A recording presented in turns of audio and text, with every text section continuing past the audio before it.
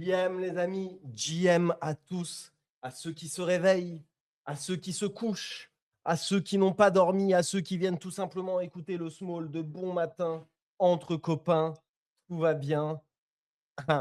Voilà, pas de rime, les gars, pour l'instant. J'ai le cerveau en vrac, on se réveille, mais bordel, c'est un beau débat déjà d'entrée, la centralisation qui sauve la finance décentralisée. Encore une fois, j'ai envie de dire, il y a ceux qui chialent, il y a ceux qui sont contents. Et puis, en vrai, moi, j'étais en train de me dire, il y a ceux qui s'en foutent. Moi, en vrai, petite anecdote perso, les gars, pour commencer ce space. Moi, la décentralisation, j'ai toujours dit que ça comptait un petit peu pour moi, surtout au début. Mais en vrai, je m'en tape. En vrai, je m'en tape, tu vois. Et genre, tous ceux qui chient sur Solana parce que c'est centralisé et tout, et bah, allez vous faire foutre. Franchement, je m'en bats les couilles. J'ai envie de la centralisation partout. J'ai envie qu'on soit safe, bordel de merde. Est-ce que c'est trop demandé? La finance décentralisée et la décentralisation, c'est quoi? C'est dire le monde est ouvert, toutes les règles sont permises, et dès qu'on se la prend dans le 1-1, eh ben, on vient pleurer et on n'a plus d'argent, et tout le monde est après content que la centralisation soit là. Et soyons honnêtes dès le début, les gars. Voilà, ok, c'est très bien, la blockchain et tout le monde peut participer et tout machin. De toute façon, le Web3 en général, c'est magnifique, mais un peu de centralisation par-ci par-là, parce que là, en vrai, c'est de la décentralisation centralisée. Il y a eu un vote DAO, et du coup, Arbitrum a décidé de geler, de freeze les 70 millions de dollars qui étaient sur leur chain. Et voilà, et ça fait un petit débat aujourd'hui. On en parlait hier, on en reparlera aujourd'hui lors de ce small. Mais vous inquiétez pas, le programme est chargé. Si la sécurité dans la DeFi ne vous intéresse pas, eh ben, on va parler un petit peu marché.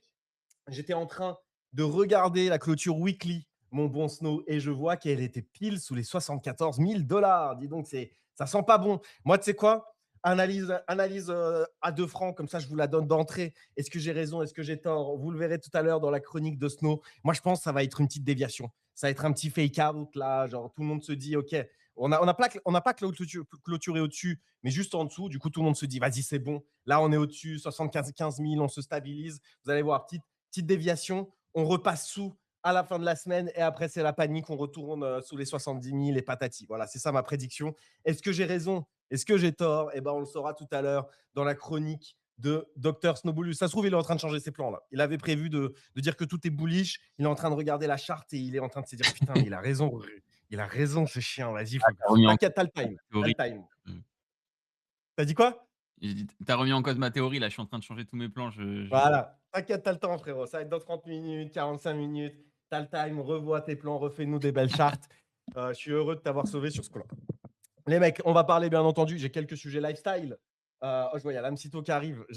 Déjà, c'est à cause de lui que le Space il a coupé hier. Parce que ce chien, il veut absolument avoir raison sur une. En fait, il veut avoir raison sur tous ses takes de 6 mois. Il les change 10 fois entre temps. Et hier, ça m'a dit, j'ai changé le titre du Space. Et regardez, voilà, j'ai rug. Donc, déjà, un grand pouce vers le bas pour l'Amsito. Tous ceux qui nous écoutent, là, voilà, il monte dans le Space. Comme ça, vous l'accueillez comme il se doit, avec des grands pouces vers le bas. Et en plus, aujourd'hui, j'ai vu un petit truc sur le Maroc. Mais vas-y, c'est dommage, je me suis pas mis de côté. Ça sera pour une prochaine fois. L'Amsito. Surtout qu'on a pas mal de 5 minutes lifestyle. On va parler un petit peu de Super Zulux. Je sais pas si vous connaissez. Il buzz auprès des Japonais.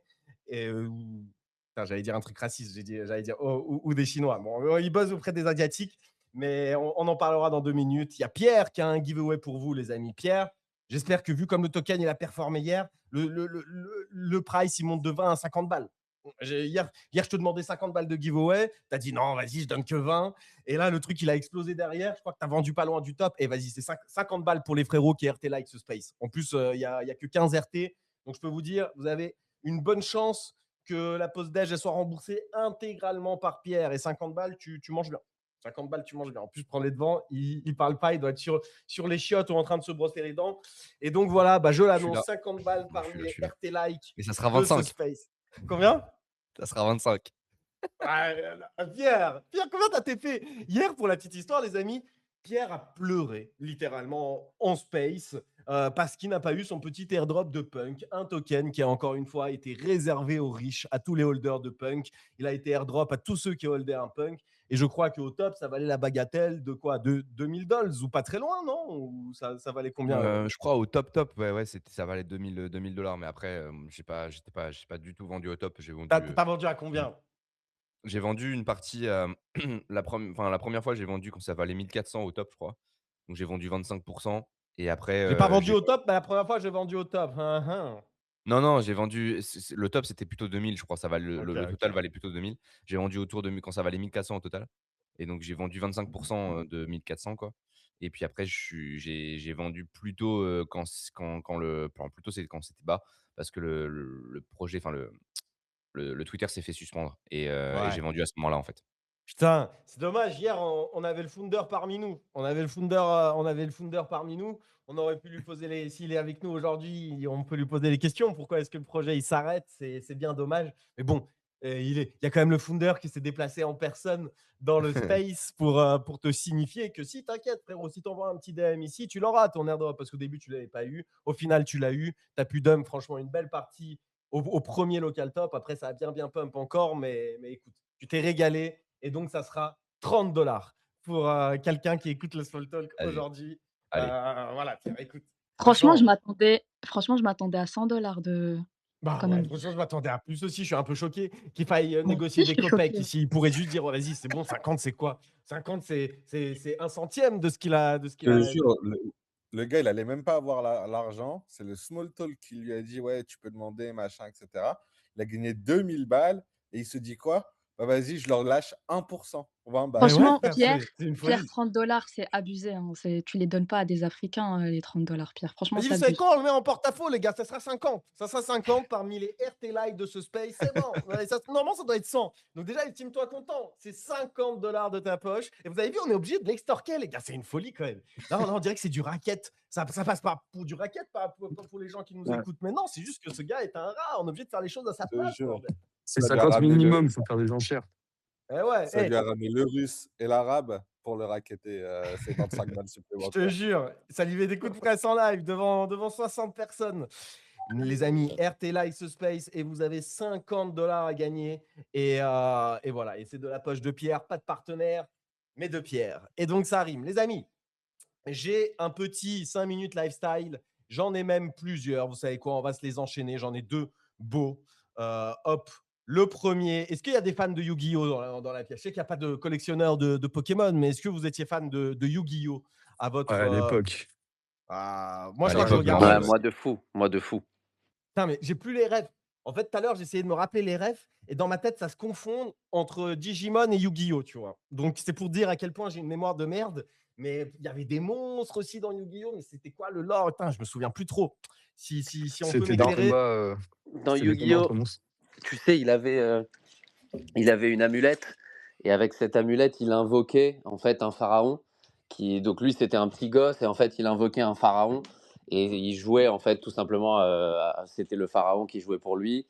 Et son ennemi juré au début c'était Kaiba. Kaiba, il avait une corporation de ouf et c'est lui qui avait les dragons blancs aux yeux bleus. Je sais pas si Oh, ça ça, c'était une te. carte de ouf, ça. Bah ouais, c'était le feu. Ça, c'était C'était le une feu. carte de ouf. Bah, les amis, en parlant de cartes et en parlant de Yu-Gi-Oh, je vous ai épinglé l'histoire de Super Zulux, que je ne connaissais pas, mais les geeks, vas-y, ils ont trop de flow quand ça buzz. Et il a fait un truc, apparemment tout seul dans sa petite chambre, en 7 mois. Il a développé, franchement, un système qui est banger pour les TCG, les cartes. Les jeux de cartes, moi, j'ai pas peur de le dire, j'ai toujours dit, de toute façon, c'est de la merde. Moi, j'ai du mal à m'y intéresser, j'ai du mal à jouer. Et je pense qu'à suivre, quand t'es pas passionné, c'est mort de chez mort. Bah, en vrai, le truc qu'il a créé, c'est giga charmé. Un système de cartes où tu poses les cartes et quand tu poses la carte, bah, il y a un monstre qui sort, le monstre en question, il s'anime et du coup, bah, à suivre, ça devient intéressant. J'imagine que quand, ça c'est la V1 de la V1, mais j'imagine qu'en face c'est pareil et du coup, quand ça se tape, les monstres se battent, etc. Il y a des interactions, ça devient potentiellement intéressant à suivre. Et le Boog, il a fait ça solo dans sa chambre comme un passionné. Je crois que c'est un streamer quand même qui a une bonne petite audience. Et donc là, ça buzz de zinzin au Japon. Regardez le tweet que je vous ai épinglé, 6 millions de vues, 53 000 likes. Les Japonais adorent l'histoire. Bah, carrément, ils l'ont traduit, tu vois, en japonais, en sous-titres. Et voilà, et franchement, l'histoire, bah, je trouve que le concept est charmé. Et en allant sur son profil, quand tu digues un peu sur, bah, de toute façon, il y a même la note, Konami, donc l'éditeur, j'imagine, de Yu-Gi-Oh, du TCG Yu-Gi-Oh, je sais pas exactement. Bah, ils lui ont mis un stop, quoi. Mais en plus, ça date d'il y a 3 ans. Donc, ouais, il a fait ça pendant 7 mois. Ils voulaient, j'imagine, juste faire des trucs stylés en stream et ça pouvait être une vraie, tu vois, innovation, un truc qui poussait un petit peu le domaine des TCG. Ils lui ont mis un gigastop. Là, vu comme ça buzz, il y a un monde où ça repart. Bon, voilà, c'est le petit truc qui buzz. Bah, il y a un monde où Comment il y a un mec il le fait aussi, ailleurs. Mais en vrai, on a tous rêvé de ça quand on était petits. Quand on était petits, on rêvait pas tous d'avoir des Pokéballs avec des Ah Pokémon et ouais, tout. frère, c'est ça. Ah, ça aurait été grave le feu. Ça, c'est incroyable. Après, c'est exactement ça. Bon, après, j'imagine les montres, tu les vois que sur l'écran, tu les vois pas en vrai. Mais bon, Non, je crois c'est que sur l'écran, je pensais que bah, c'était je un truc, crois, hein. bref. Il y Ah, a pas un délire peut-être qu'il y a un hologramme, truc, je sais pas. je Tu as sais pas raison. quoi? Je pense que c'est en stream. C'est pour l'écran Ah non, uniquement. En mais gros, si il y a c'est une que petite. sur l'écran, c'est éclaté. Ah, je crois Même que Ah, c'est moi, c'est c'est le ça. pour, code c'est là pour les gens qui regardent oui. le stream, en fait, si tu veux. Ah oui, c'est pour Ah OK. tu vois, regarder des Ouais, tournois comme de ça ça, ça genre des ça se cartes vibe code ça. de quoi? Ça se vibe code ça carrément. Ça se vibe code, Ouais, frère. Après, le frérot, il a en posé, VR, ça peut être pas mal, hein. Je bah pense ouais, qu'il non, y a mais moyen de franchement, faire un truc en VR, hein. c'est Je stylé. pensais que c'était des holographes moi. Ouais, bah justement, Ah il bah ouais, faudra, il faudra pareil. que la VR arrive pour ça et ça viendra Les hologrammes, bien tu veux assez dire, tard. Lamsito. Ah oui, je me disais quand j'ai dit holographe, je me suis dit: «Ouais, ça veut rien dire Les holographe». holographes. C'est la street qui parle, ça. C'est la street qui parle. Du Les amis, calme, un du autre. calme, ma fille, et puis en plus, ça veut rien dire, Souké les Artimuses. Les amis, alors attendez, est-ce que je vais réussir à avoir le tweet? C'est un sujet qu'on a souvent évoqué dans le small. Que se passera-t-il? L'IA est partout. L'IA, voilà, on n'arrête pas d'en parler. On a des takes ici. Moi, quand on parlait de, bah, voilà, l'IA va remplacer tous les jobs. Là, de toute façon, il y a tout le temps les claims dans la timeline. Est-ce que ça va être dans les 3 prochaines années? Est-ce que ça va être dans les 30? On ne sait pas à quel point ça s'accélère, mais ça s'accélère en tout cas. Et l'IA, à terme, va remplacer tous les jobs. Un salaire universel est la seule voie. Et du coup, ici, il y a deux pistes qui s'affrontent. Il y a deux opinions. L'une pense que bah, ça sera la misère pour tout le monde. Tout le monde sera sous salaire universel, mais tout le monde aura des miettes. Tu auras 3 copecs pour manger, un morceau de pain, 3 patates, un bout de viande par semaine. Et voilà, et tu vivras une vie de misère. Tout le monde aura le strict minimum, un toit sur la tête et de quoi manger. Et au final, bah, il y aura très peu de personnes qui auront la joie de profiter des richesses, les créateurs, les machins, ceux qui arriveront à générer des revenus autrement. Mais l'extrême majorité du monde sera dans la pauvreté. Et puis, en fait, il y a un avis qui est en train de péter ces derniers jours. Je ne sais pas si vous l'avez vu passer. Je vous épingle un tweet d'Elon Musk, mais je crois qu'il y a plusieurs. Attendez, est-ce que je vous ai. Oh, je crois que je ne vous ai pas épinglé le tweet. Je vais le prendre là et je vais vous l'épingler maintenant. Et je crois qu'il y a Anatoly aussi, donc le founder de Solana, qui a rebondi dessus. Comme ça fait le petit lien avec la crypto.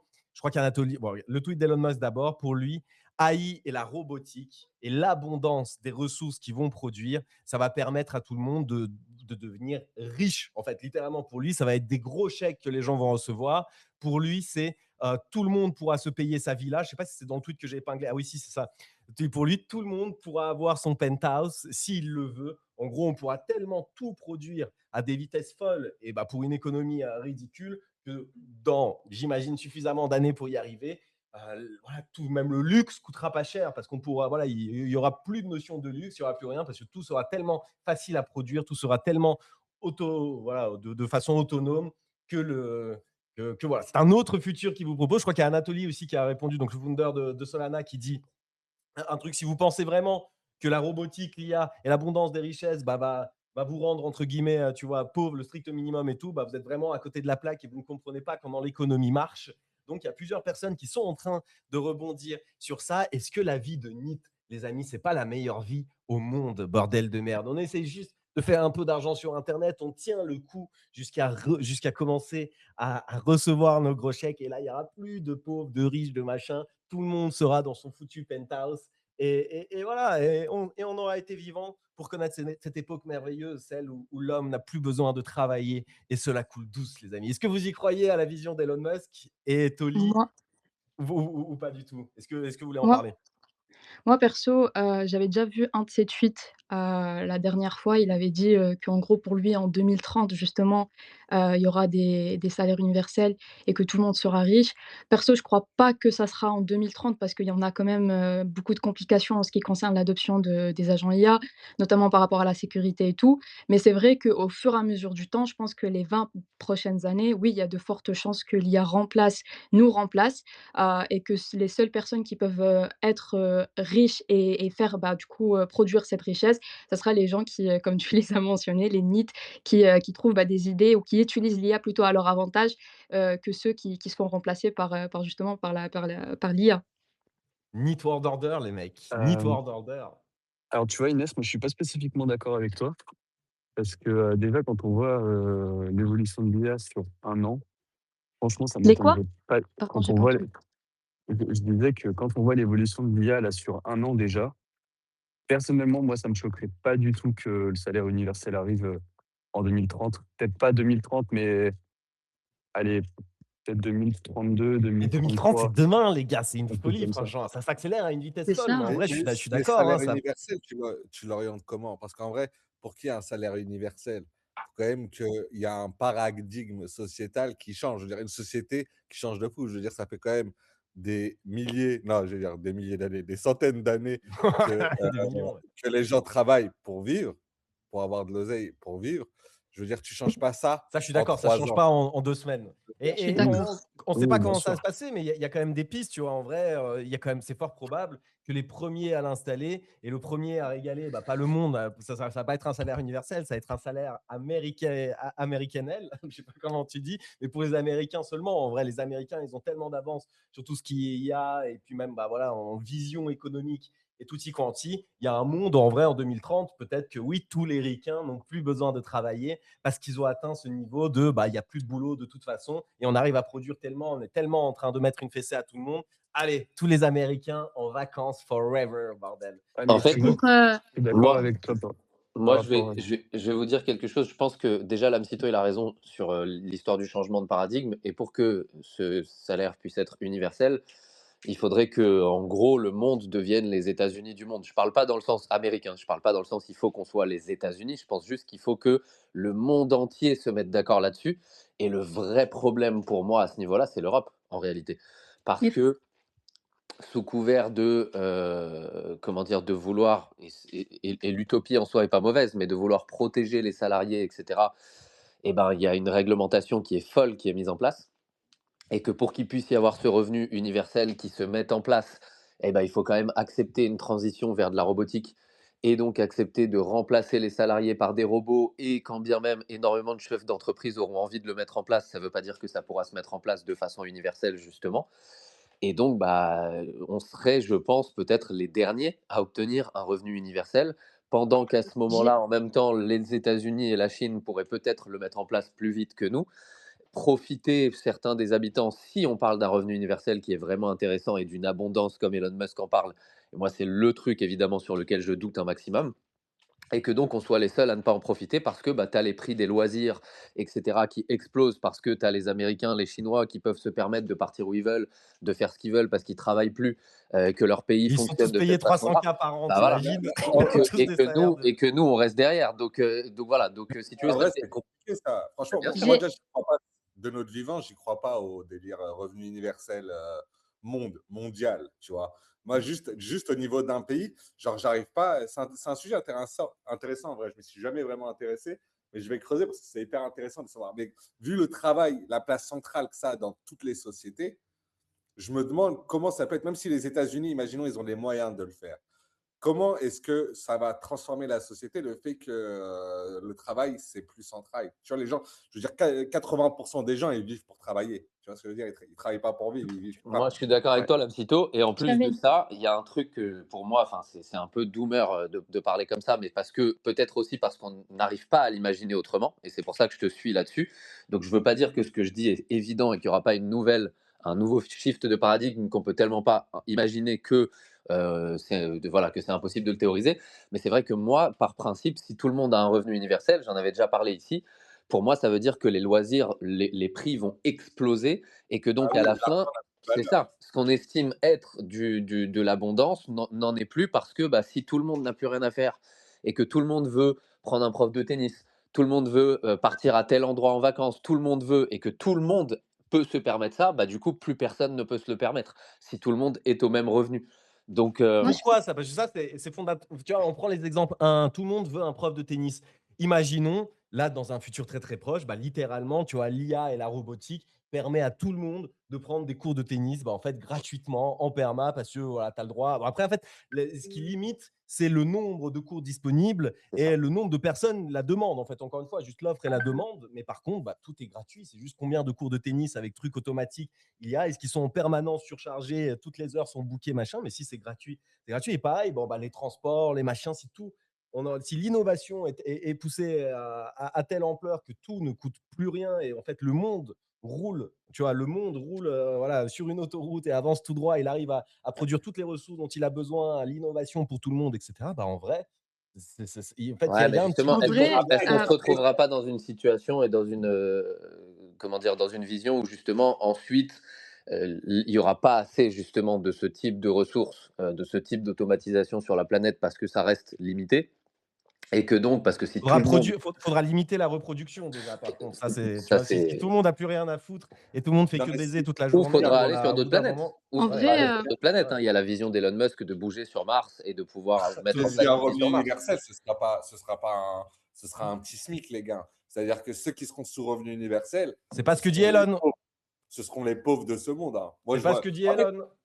en fait, si tout le monde a un revenu qui permet d'avoir un pouvoir d'achat, de faire des loisirs, de machin, etc., et que tout le monde a accès à ça, et qu'en vrai, tu n'as vraiment plus besoin de travailler pour sortir de la masse, même la notion d'argent, c'est même plus juste la notion de travail, même la notion d'argent a fait plus C'est sens. ce qu'ils disent, hein. C'est exactement c'est un petit peu ce que disent Elon et Tolly qui en rebondit dessus vrai, en disant que le Moi, sur jour où il y a toutes les ressources nécessaires sur Terre pour tout le monde, en vrai, la notion d'argent devient un petit peu inutile. Certes, sans doute qu'il y en aura encore, et je pense que oui, il y aura des loisirs qui seront réservés pour les très très riches. Il y en aura toujours, les riches arriveront toujours à se faire kiffer et tout, mais bon, pour manger, pour dormir, pour vivre dans des belles maisons, en comptant qu'il y ait suffisamment d'espace sur Terre, mais juste, tu vois un terrain ici, tu peux construire un penthouse pour 3 francs 6 sous, littéralement, parce que ça ne coûte rien. Il y a toute la logistique, il y a toutes les machines, on a toutes les ressources, et tout le monde peut avoir son penthouse. Il y a assez à manger parce qu'on arrive à produire des ressources pour manger, des ressources de qualité pour la terre entière, parce que tout est aux petits oignons Je tu ne vois, vois pas sur un comment truc. ça peut fonctionner, frère. C'est un en monde C'est une vrai, vision idyllique, en fait. C'est ça J'ai le une truc. théorie sur ça. J'ai une moi théorie je sur ça. pense Pardon, excuse-moi, mais j'essaie de parler depuis tout à l'heure, vas-y. Moi, je pense que, merci, Task. Moi, je pense T'inquiète. que c'est compliqué, de l'imaginer maintenant, comme a dit Frenchy, mais c'est vrai que de l'appliquer de manière universelle, surtout dans les pays, tiers, ça, je pense que ça prendra énormément, d'années, je pense, même 50 ans. Mais quand tu prends la vision justement de Cathy Wood ou de Elon Musk, pour eux, les agents IA, c'est vraiment le futur et ça va nous remplacer et c'est avec ça que en fait, on pourra justement avoir un salaire universel. Moi, je pense pas que ça soit possible d'avoir un salaire universel, mais un salaire au niveau d'un pays, du coup, purement, par exemple, les États-Unis, il y a de fortes chances qu'on puisse peut-être l'appliquer qu'à un seul pays plutôt que de manière complètement universelle. Les Et États-Unis pour ou la répondre Chine, hein, en vrai. ou la Chine, oui, bien évidemment. Et pour répondre à Dusk tout à l'heure par rapport, justement aux agents IA pour 2030-2032, la dernière fois, j'avais lu justement une analyse qui disait en tout cas, c'était une analyse de début de janvier de 2026 qui disait que, par rapport aux entreprises mondiales, il y a uniquement 5 qui sont en train d'utiliser, les agents IA, et que le principal problème, par rapport à ça, c'est qu'on manque d'infrastructures justement qui peuvent sécuriser, l'utilisation des agents IA et c'est ça qui va impacter justement l'adoption et le temps qu'on puisse fournir des infrastructures qui peuvent offrir cette sécurité-là, en fait, ça va prendre plusieurs années. Donc c'est pour ça que je ne pense pas que ça puisse s'appliquer en 2030, mais effectivement, si, ça s'applique dans un seul pays les années prochaines, les années plutôt à venir, je pense que c'est quand même, quelque chose à envisager. Je Moi, vous je pense que épingle. le grand remplacement par l'IA, il va arriver bien avant le revenu universel. Oui, clairement. Mais Oui. d'ailleurs, par rapport du coup à ce que tu dis, Inès, là, il y a pas longtemps, j'ai eu un rendez-vous avec une boîte justement qui est en train de faire des recherches sur du coup le salaire universel et donc qui est en train de créer des agents du coup dans un certain domaine pour remplacer donc toute cette industrie-là par des agents et non pas par des humains. Et donc j'ai discuté avec le CEO qui m'expliquait que eux, leurs horizons, c'est 2033 à 2035. Ouais, mais en fait, il y a le monde oriental d'un côté. On en avait déjà parlé en space. Je vous ai peint une autre vidéo que j'ai vue là, qui est sortie il y a 2 jours. Et puis, il y a le monde asiatique. Et en fait, Shenzhen, on se rend pas compte comme déjà la Chine au global est avancée, mais Shenzhen, c'est un autre monde littéralement où il y a déjà de moins en moins d'humains, tu vois, qui travaillent au jour le jour. Toutes les usines commencent à être 100% automatisées. Les dark usines, il n'y a pas de lumière, bah, tout simplement, il n'y a pas d'humain qui travaille dedans. Il y a un humain pour tenir toute une usine qui produit des quantités astronomiques. C'est pareil, toutes les voitures commencent à être automatisées, toute la livraison, toutes les livraisons, c'est par drone automatique, toute ta fenêtre et bam, tu as le truc. Il n'y a déjà quasiment. Enfin, tu vois, il y a le truc, oui, les agents IA sur le web font le travail des cadres et les trucs d'Excel et tout ça, on le voit déjà partout, même dans le monde occidental dans lequel on vit. Et bah, effectivement, un petit cadre parisien, bah, honnêtement, il n'y a pas un truc que Claude n'est pas capable de mieux faire. Et bon, on verra quand ça pète, mais la robotique, c'est-à-dire les métiers manuels et tout, bah, quand tu regardes en Chine, à la vitesse à laquelle ça se développe, bah, il y a déjà des villes qui vivent dans, tu as l'impression, nous, dans 20-30 ans, on n'y sera pas encore, tu vois, en Europe. Et eux, ils y sont déjà. Et il y a déjà, bah, du coup, plus de. Tu vois, il y a que des grosses têtes à Shenzhen qui sont en train de pousser l'innovation, alors que la ville, elle produit une quantité folle de façon industrielle. Mais ce que la ville produit de façon industrielle, bah, c'est les robots qui la produisent. Et tout ce qui est déplacement, livraison et machin, tous les petits boulots, bah, c'est déjà les robots qui sont en train de le faire. Donc, en fait, on approche très, très vite ce point où, bah, en vrai, oui, soit tu es une grosse tête qui arrive à faire avancer l'innovation et ça va mettre encore, j'imagine, plusieurs dizaines d'années à arriver à un point où tout est remplacé, tout est 100% automatisé et tout machin. Mais voilà, les autres, ceux qui font des petits boulots et tout, bah, tu regardes ce qui se passe à Shenzhen, ça peut aller très très vite, ça peut être un raz-de-marée en termes d'infra et tout. En Chine, j'ai vu déjà que sur les chantiers, en fait, c'est pas des robots IA, mais c'est des robots en fait qui sont pilotés par d'autres mecs qui Ouais, sont c'est eux ça. dans des bureaux ou dans des hangars quoi, et ils pilotent un robot qui taffe sur un chantier. Tu vois. Mais tu vois, le gap avec l'IA, du coup, il est ultra mec parce que en fait, t'as juste en fait, l'innovation pour step up de là, elle est ultra mec. Baisse-nous en Chine où enfin, baisse-nous en France où tu dois conduire des Bah oui, grues et des machins comme ça. oui et Bah, non, et parce qu'en surtout, en vrai, tu regardes, nous, quand Claude, il fait de la merde, il fait un bug, bah voilà, on refait un prompt, vas-y, corrige. Tu fais de la merde quand tu construis un gros truc ou voilà, l'IA a bug au milieu d'un gros chantier et sur un gros truc, c'est pas pareil, tu vois. Donc l'humain, je Ouais, pense bien que sûr. l'humain et la robotique vont rester longtemps avant que l'IA et la robotique arrivent. ouais, mais en réalité, ce qu'ils font dans ces usines-là, tu as 2 choses en même temps. C'est qu'à la fois, tu as un humain qui est super power par un robot et qui, du fait qu'il contrôle le robot, bah, n'a plus besoin de se casser le dos, n'a plus besoin de se plier en 4 et cetera pour le faire. Donc c'est quand même intéressant pour l'humain qui fait ça. Et en même temps, il collecte de la data, en fait. Il collecte une data de ouf sur comment est-ce que Ouais, c'est l'humain ça. fait la chose, tu vois? Et donc il y a un moment où ce métier va être remplacé et que ces gens-là qui font ces métiers-là le savent. Ils en Ah, mais ont pleine t'as conscience. vu les vidéos de ça d'ailleurs? Tu C'est as des monstrueux. grosses usines en Chine ou en Inde, Justement, etc. j'en ai épinglé une. Et c'est pour ça que je suis vraiment. Et tu Ouais, vois d'un les côté, mecs, tu as les Chinois qui conduisent ils les mettent trucs, mais à Shenzhen, c'est déjà Ah automatique, mais en oui. fait, tout ça. À Shenzhen, en fait, il y a vraiment un gap entre Shenzhen et le reste de la Chine Et le où, reste bah, du tu monde, hein. regardes les ouais, vidéos dans bah, les alors, grosses, tu sais, les couturières, etc., les grosses usines là, où C'est tu as, ça. tu vois, où tu as des Chinois alignés. Bah là, j'ai vu une vidéo où il y a ça. Et C'est en que des fait, machines. tous, ils ont une caméra au-dessus d'eux. Et en fait, bah, ils sont en train d'entraîner les IA qui vont les remplacer dans un an, quoi. ouais. Et ils sont tous, Et pendant qu'ils travaillent, en train d'entraîner leurs remplaçants. c'est vrai, j'ai vu ça. Tu vois, ils ont aucune éthique en gros pour faire ça, pour remplacer. Il y a pas 10 000 lois à faire passer pour OK, virer tout le monde et faire en sorte que les usines tournent en auto. Donc en vrai, les Chinois, limite encore plus que les Américains, pourraient installer ce revenu, tu vois, J'ai universel pour tout leur peuple rapidement à l'échelle j'ai de une l'humanité. question. J'ai une question par rapport à ça. Est-ce que vous pensez pas au final qu'on pourrait justement adopter, bah, le salaire universel si chacun d'entre nous crée son agent IA qui le remplace? C'est-à-dire que si tu as un agent IA qui te remplace, bah, en fait, on accepte l'idée de que ça soit lui qui soit payé et donc c'est toi qui embauches, le salaire.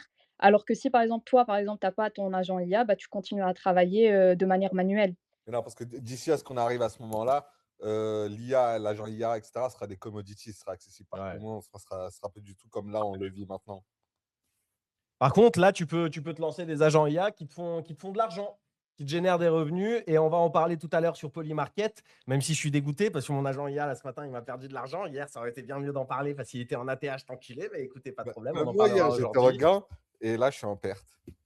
Eh bah, écoutez, on en parlera aujourd'hui quand même. Mais voilà, on fait des petites expériences. Les agents IA peuvent nous gagner de l'argent dès aujourd'hui et peuvent nous sortir de la misère en attendant ces revenus universels, les high paychecks, comme dit Elon, donc des gros, gros chèques. Et comme il le dit, tonton Elon, c'est pareil, on pourra tous avoir notre penthouse. Et ça j'aime bien, moi, les gars. Je demande juste un penthouse, un sauna, une petite piscine, un bain froid, une bonne connexion Internet, ma copine, des poteaux autour, et voilà, c'est tout ce que je demande. C'est tout ce que je demande, franchement, je ne suis pas gourmand. Moi, les loisirs de riche, je vous les laisse. Je suis un âme simple, les amis. Donc, on va essayer de tout faire pour arriver en bonne condition à cette époque. Ruskov, Alors, ouais, Ruskov, tu as quand même demandé un penthouse et tu as dit: «Je suis un homme simple». bah ouais, mais Elon, il a dit tout le monde pourra avoir son penthouse. Pourquoi moi, j'aurais pas le droit? Bien Ah, sûr, moi mais aussi, je veux le mien. le problème, c'est que t'es mal à la gueule du penthouse. Il va construire des petits immeubles de 2 étages, ce sera le deuxième étage, il va dire: «Bah, c'est bon, vous êtes au penthouse là, et la piscine, ça va être un bassin, mon frère».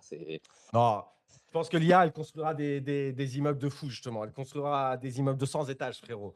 Et en fonction de à quel point tu arrives bien dans la société, tu pourras avoir un aux étages, tu vois. Tout le monde aura le même appart.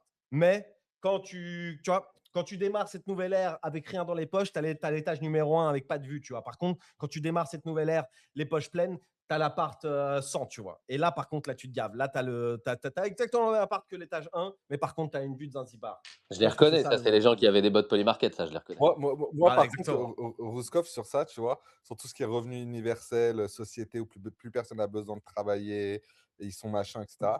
Moi, j'imagine bien tu sais, les trucs, tu n'as toujours pas vu le film, mais je vais reciter cet exemple, à la Elysium, où en gros, tu as des sortes de mégalopoles, où vraiment qui sont fermés, privés, etc., accessibles qu'à une certaine de la population, quoi, les plus riches. Un peu comme Dubaï ou Monaco, etc., mais en plus dystopique, quoi. Et dans ces sortes de sociétés privées, et ben là, il y aura ça. Mais pour 80% du monde, ce sera la S. Moi, je vois bien Donc, un futur dans ce genre-là. moi, je veux juste être dans les 20%, les gars. Et franchement, 20%, ça va. C'est 1 sur 4, 1 sur 5. Ouais, ça démarre mal. Ça démarre mal. Les mecs, je vous propose d'avancer un petit peu et de parler marché avec le tonton Snow. Tonton Snow, est-ce qu'il est réveillé? Il a pas trop voulu parler 5 minutes lifestyle. Il n'est pas dans le lifestyle, lui, il est dans l'oseille. C'est ça la différence entre ceux qui brassent et ceux qui regardent des documentaires sur Shenzhen, la Chine et tout, les gars. C'est ça la différence. Comment ça va, Snow? Non, non, ça va, Est-ce ça qu'on va. Mais non, t'entend? j'ai vu qu'il y avait du monde. En vrai, c'est super intéressant ce genre de sujet. C'est trop intéressant. T'es timide, donc juste, OK, OK, je capte. Non, non, Je non. capte. Mais là, tu vas avoir la lumière. Frérot, grâce, bah, les gars, vous connaissez maintenant la chronique de Snowball qui nous est permise grâce à notre partenaire Kraken. Et comme d'habitude, Pierre, si t'es chaud de nous épingler leur petite offre qui consiste tout simplement à vous offrir C'est fait, 15% de évidemment. réduction sur vos premiers achats, sur vos 100 premiers dollars. Achetez euros, achetez en BTC. Vous achetez du BTC à moins 15%, 75 000, moins 15%. Voilà, bah, je pense. Ça fait 65 000, non? Je pense. Alors, 75 000 moins 15%. Moi, j'écris comme un Golemont maintenant dans Ça Google. fait, 63 750. Écoute, pas voilà, loin, ça fait à Pierre. peu Pas près ça. loin, Pierre. On te l'accepte. Donc, ça vous fait.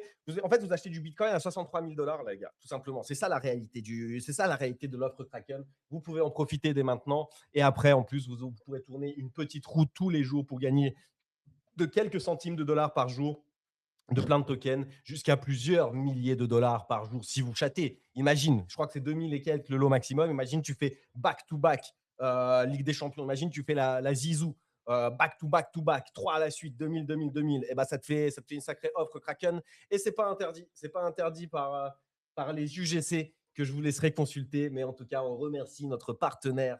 Je ne sais pas si vous avez quelque chose à ajouter, les amis, si j'ai oublié quelque chose. Mais sinon, on Bah, passe. non, non, comme tu le dis, effectivement, que Snowball qui est là et qui nous parle, qui daigne nous parler grâce à Kraken, donc c'est quand même très important et Qui est payé des millions faut grâce le à ça, hein, faut souligner. pas oublier. Ouais, voilà, faut Faut le le souligner, souligner. quoi, quand même. Il Donc ouais. Ouais, il 60 pose de balles pour le belles giveaway, molles. Pierre, s'il te plaît. Ah ouais, et c'est vrai, on le rappelle, giveaway de 50 balles par Pierre. Pour ceux qui RT like ce space, n'hésitez pas à participer. Il n'y a pas beaucoup de participants, il n'y a pas beaucoup de monde en crypto, tout simplement. Maintenant, mais c'est quand il n'y a pas beaucoup de monde qu'il y a les meilleures affaires à faire potentiellement. Alors, qu'est-ce que tu nous as préparé, Snow? Je t'ai préparé une petite analyse en intro. En vrai, j'en étais assez fier. J'en étais assez fier. J'ai regardé la petite clôture weekly. Je me suis dit, ah, on y est, mais on n'y est pas totalement. On y est, mais on n'y est pas totalement. Est-ce qu'on n'est pas sur un scénario un petit peu où on nous fait croire que. et au final, on se la prend dans le fiac fin de semaine. Mmh. À toi les micros. Ouais, Je ouais, te non, laisse. bah, comme on disait, on voulait une clôture weekly au moins au-dessus des 74 000. On a été juste en dessous. Donc pas ultra bullish, après pas forcément bearish non plus. Pour Ouais. moi, je reste toujours dans le scénario. Je pense qu'on a bottom. Peut-être que ça va prendre un peu plus de temps avant qu'on fasse vraiment le breakout et qu'on reparte, mais on a quand même pas mal de points macro qui sont positifs, pour la suite. Bon après c'est très, très dur à suivre là, ce qui se passe niveau macro. Je ne sais pas si vous avez suivi un peu ce week-end, le Détroit qui a rouvert, puis qui s'est refait, Et ben fermer. justement, est-ce qu'on peut en parler? Moi, j'ai suivi, Ouais. mais waouh, c'est dur à suivre comme tu dis. Donc si quelqu'un peut nous faire un petit récap, je vois des commentaires. GM Pumpcad, Need, ça dit quoi? On en parlera plus tard côté tranché. En vrai, on en a parlé un petit peu hier, Soso, mais on en parlera plus tard Mmh. côté on-chain. Là, côté macro, si quelqu'un peut nous faire un petit récap, et ben moi aussi, je suis preneur. Comme ça, on part tous sur de bonnes bases. Je ne sais pas si Lams ou Inès, vous avez suivi et si vous pouvez nous aider là-dessus. Chez Frenchy, tu t'intéresses aussi au sujet, donc n'hésitez pas à nous éclairer. Après globalement, hein, c'est, en gros vendredi, ils disent qu'ils réouvrent le Détroit. Donc forcément, tu as le pétrole qui chute sur les marchés. Tout le monde se dit: «OK, bon, bah, ça y est, c'est bon». Sauf que ce qui se passe, c'est qu'ensuite, il y a des navires qui commencent à passer. Apparemment, les, navires iraniens n'étaient pas laissés passer par les Américains. Du coup, bah, les Iraniens ont aussi riposté en disant: «Ah ouais, bah, c'est comme ça, bah, du coup, on referme le Détroit». Et donc, on repart un petit peu dans la spirale infinie des négociations, on ouvre, on ferme, on laisse passer un petit peu. Et donc voilà. Et ça pour les Et marchés. comme Vas-y, et comme Inès. pardon Snowboo, je t'interromps, Non, mais comme par hasard, ils l'ont fait directement, ils l'ont annoncé directement après, la fermeture, de la session new-yorkaise, pendant oui, le bah, week-end. après Moi, c'est je ouais, trouve c'est que ça. c'est chelou, Non, mais c'est comme chelou. d'habitude, c'est qu'ils parlent les week-ends, ils essayent d'apaiser le dimanche soir pour l'ouverture des marchés et ça part en couille souvent les vendredis. Donc voilà, ça suit le script, mais c'est très dur à lire, hein, d'un point de vue macro parce qu'il y a plein de choses qui se passent et donc bah, ça fait que les marchés sont, heu, unpredictable. Quand on voit le SP500 qui est en ATH aujourd'hui, qui aurait dit ça il y a 2 semaines? Pas grand monde. Donc heu, donc ouais, bah, très, très compliqué de lire tout ça. On a Warsh qui passe devant le comité aussi Ouais, aujourd'hui. je vous ai épinglé ma charte sur le BTC avant que tu épingles la tienne, si jamais, Snow. Moi, Vas-y, je vais je voir. m'attends à ça, moi. Je regarde. Voilà, si jamais, j'en fais pas C'est souvent, que donc c'est que quand vous en avez une, accrochez-vous bien, les amis. Souvent, elle se réalise, mais moi, je m'attends à un truc comme ça. J'ai mis 10 fois à essayer de la dessiner, donc ah, tu vu, c'est pas si simple. Mais en vrai, réduis un peu trop l'épaisseur de dur. ton trait là, on dirait un bref. Ah ouais? Ouais, et ça fera plus pro. OK. Mais tu sais On qu'en dirait vrai, qu'il on dirait que tu joues au Snake sur le Nokia à l'époque, là. tu l'as fait je te jure. Je l'ai fait avec les flèches. Mais tu sais qu'en vrai, j'ai un truc, enfin, j'ai dessiné aussi un truc sur BTC et c'est pas si loin. Attends, si tu veux, regarde, je mets ma charte Bah, juste derrière la les tienne, gars, comme ça on il y a ceux qui rigolent et il y a ceux qui analysent, hein. Voilà, c'est le monde, il se divise en 2. Qu'est-ce que vous voulez que je vous dise? j'ai perdu ma charte. Hop, je vous la mets aussi. Mais du coup, non, bah, c'est ce qu'on disait, c'est que du coup, il y a Warsh qui passe en comité aujourd'hui. On aura Powell dans tous les cas jusqu'au 15 mai, je crois. Warsh qui arrive juste après. Globalement, qui sera plutôt hawkish, qui voudra baisser, les taux. On sait que c'est un mec qui a, beaucoup d'oseille, un peu pro Bitcoin. Il y a des bonnes nouvelles aussi qui peuvent arriver. En fait, je veux dire, on est dans un scénario où on est en guerre, on a un détroit qui est fermé, il y a de l'inflation. Je veux dire, on est plutôt sur, un scénario où on peut avoir des bonnes nouvelles qu'un scénario où ça peut encore beaucoup plus empirer, en tout cas de mon point de vue. Et donc je trouve que c'est quand même bullish pour les marchés. Donc moi, je pense que Bitcoin a bottom. Je pense que c'est encore possible qu'on reste dans ce range quelques temps et comme on le disait il y a quelques semaines, quelques mois, plus on reste longtemps dans le range, plus ça sera bullish pour la suite. On veut quelque chose qui latéralise longtemps, on veut que les gens capitulent, on veut que les gens se détachent de ce marché et partent sur quelque chose d'autre parce que c'est à ces moments-là, bah, qu'on peut, justement repartir de plus belle. Donc voilà, moi je reste bullish sur les Ah, je marchés. suis mort. Je suis mort, les gars. Franchement, j'arrive pas à respirer, limite. J'ai posté ma charte et je vous ai épinglé. Il y a un beau qui écoute le space, donc déjà, énorme SO à toi, Anonyme, qui m'a QRT dans son thread d'analyse technique en mode moi aussi, je vois un truc comme ça et tout, les gars. Franchement, je suis trop ému. C'est la première fois. C'est la première fois, tout simplement, que ça m'arrive et ça arrive 2 minutes littéralement après j'ai posté ma charte, il y a Snow qui dit ah je suis pas loin et tout, il y a un book tout de suite ça me QRT en mode analyse technique, ouais moi aussi je vois un truc comme ça. Je vous dis j'ai le cœur qui palpite. Je me dis waouh, je suis en train de vivre mes premiers mes premiers moments de gloire en tant qu'analyste technique. C'est bon, je suis Il est plus un expert. à ça de drop en lire affiliation. Oh les gars, mais là, là, je vous jure, je me sens chaud de ouf. Là, m'appelez plus. Il y a plus de on fait des cours avec Snowball, etc. Je suis l'étudiant. Maintenant, c'est moi le boss, les gars. Maintenant, je vous ai dit, en intro, c'est moi. On s'est pas entendu avec Snowball. C'est moi, je vous partage mon analyse. Snowball, il dit ah ouais, machin, c'est possible. Après, c'est moi, je partage la start avant Snowball. C'est Snowball qui dit ah, j'ai à peu près le même truc. Maintenant, posez un peu du respect sur mon nom. C'est tout ce que je vous demande. Maintenant, posez du respect sur mon nom quand on parle un petit peu marché. Quand je vous dis up or down, maintenant, posez un peu de respect sur mon nom. Voilà. Maintenant, on peut passer à la suite de Dr. Snowball. On peut y aller. Voilà. Merci à tous. Non, en vrai, c'est un subathon dans le Locktail, c'est pas possible, frérot. C'est quoi ce truc? Ouais, on dirait que c'est un, on dirait que c'est un smurf. Comment il a Mais j'aime réagi beaucoup aussi son vite, ce contenu, moi, frérot? frérot.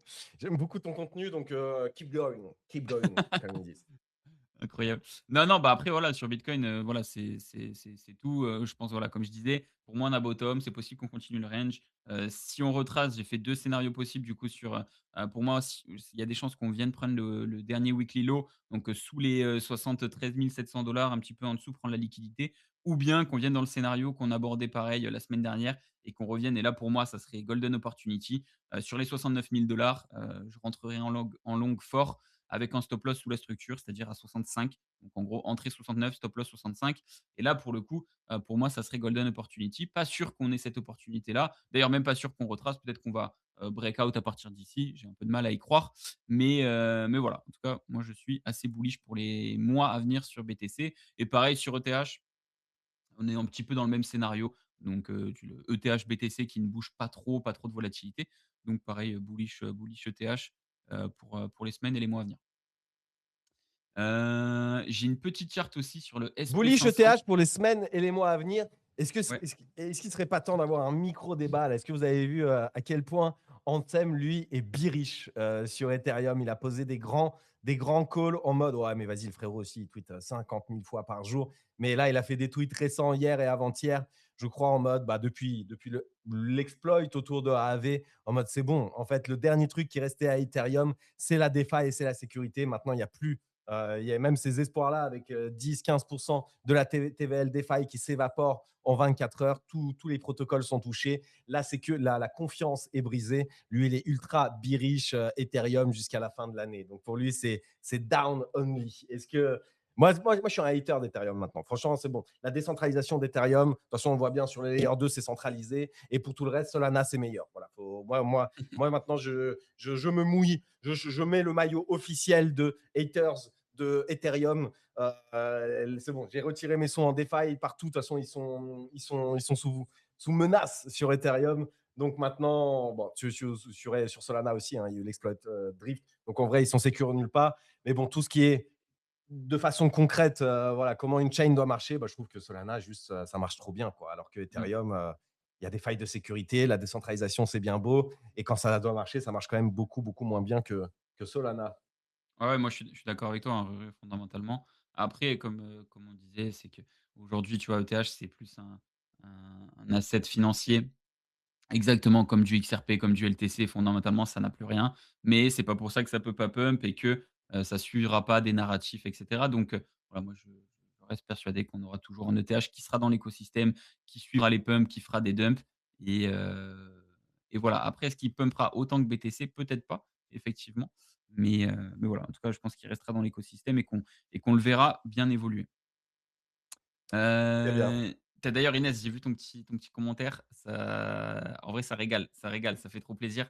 Tu Bientôt on va pouvoir avoir des vraies discussions d'hommes dans de enfin de financiers dans ce space parce qu'on sera 2 à pouvoir en parler et ça sera trop bien donc Et franchement, j'ai galéré à comprendre, hein. Je te le dis, j'ai galéré.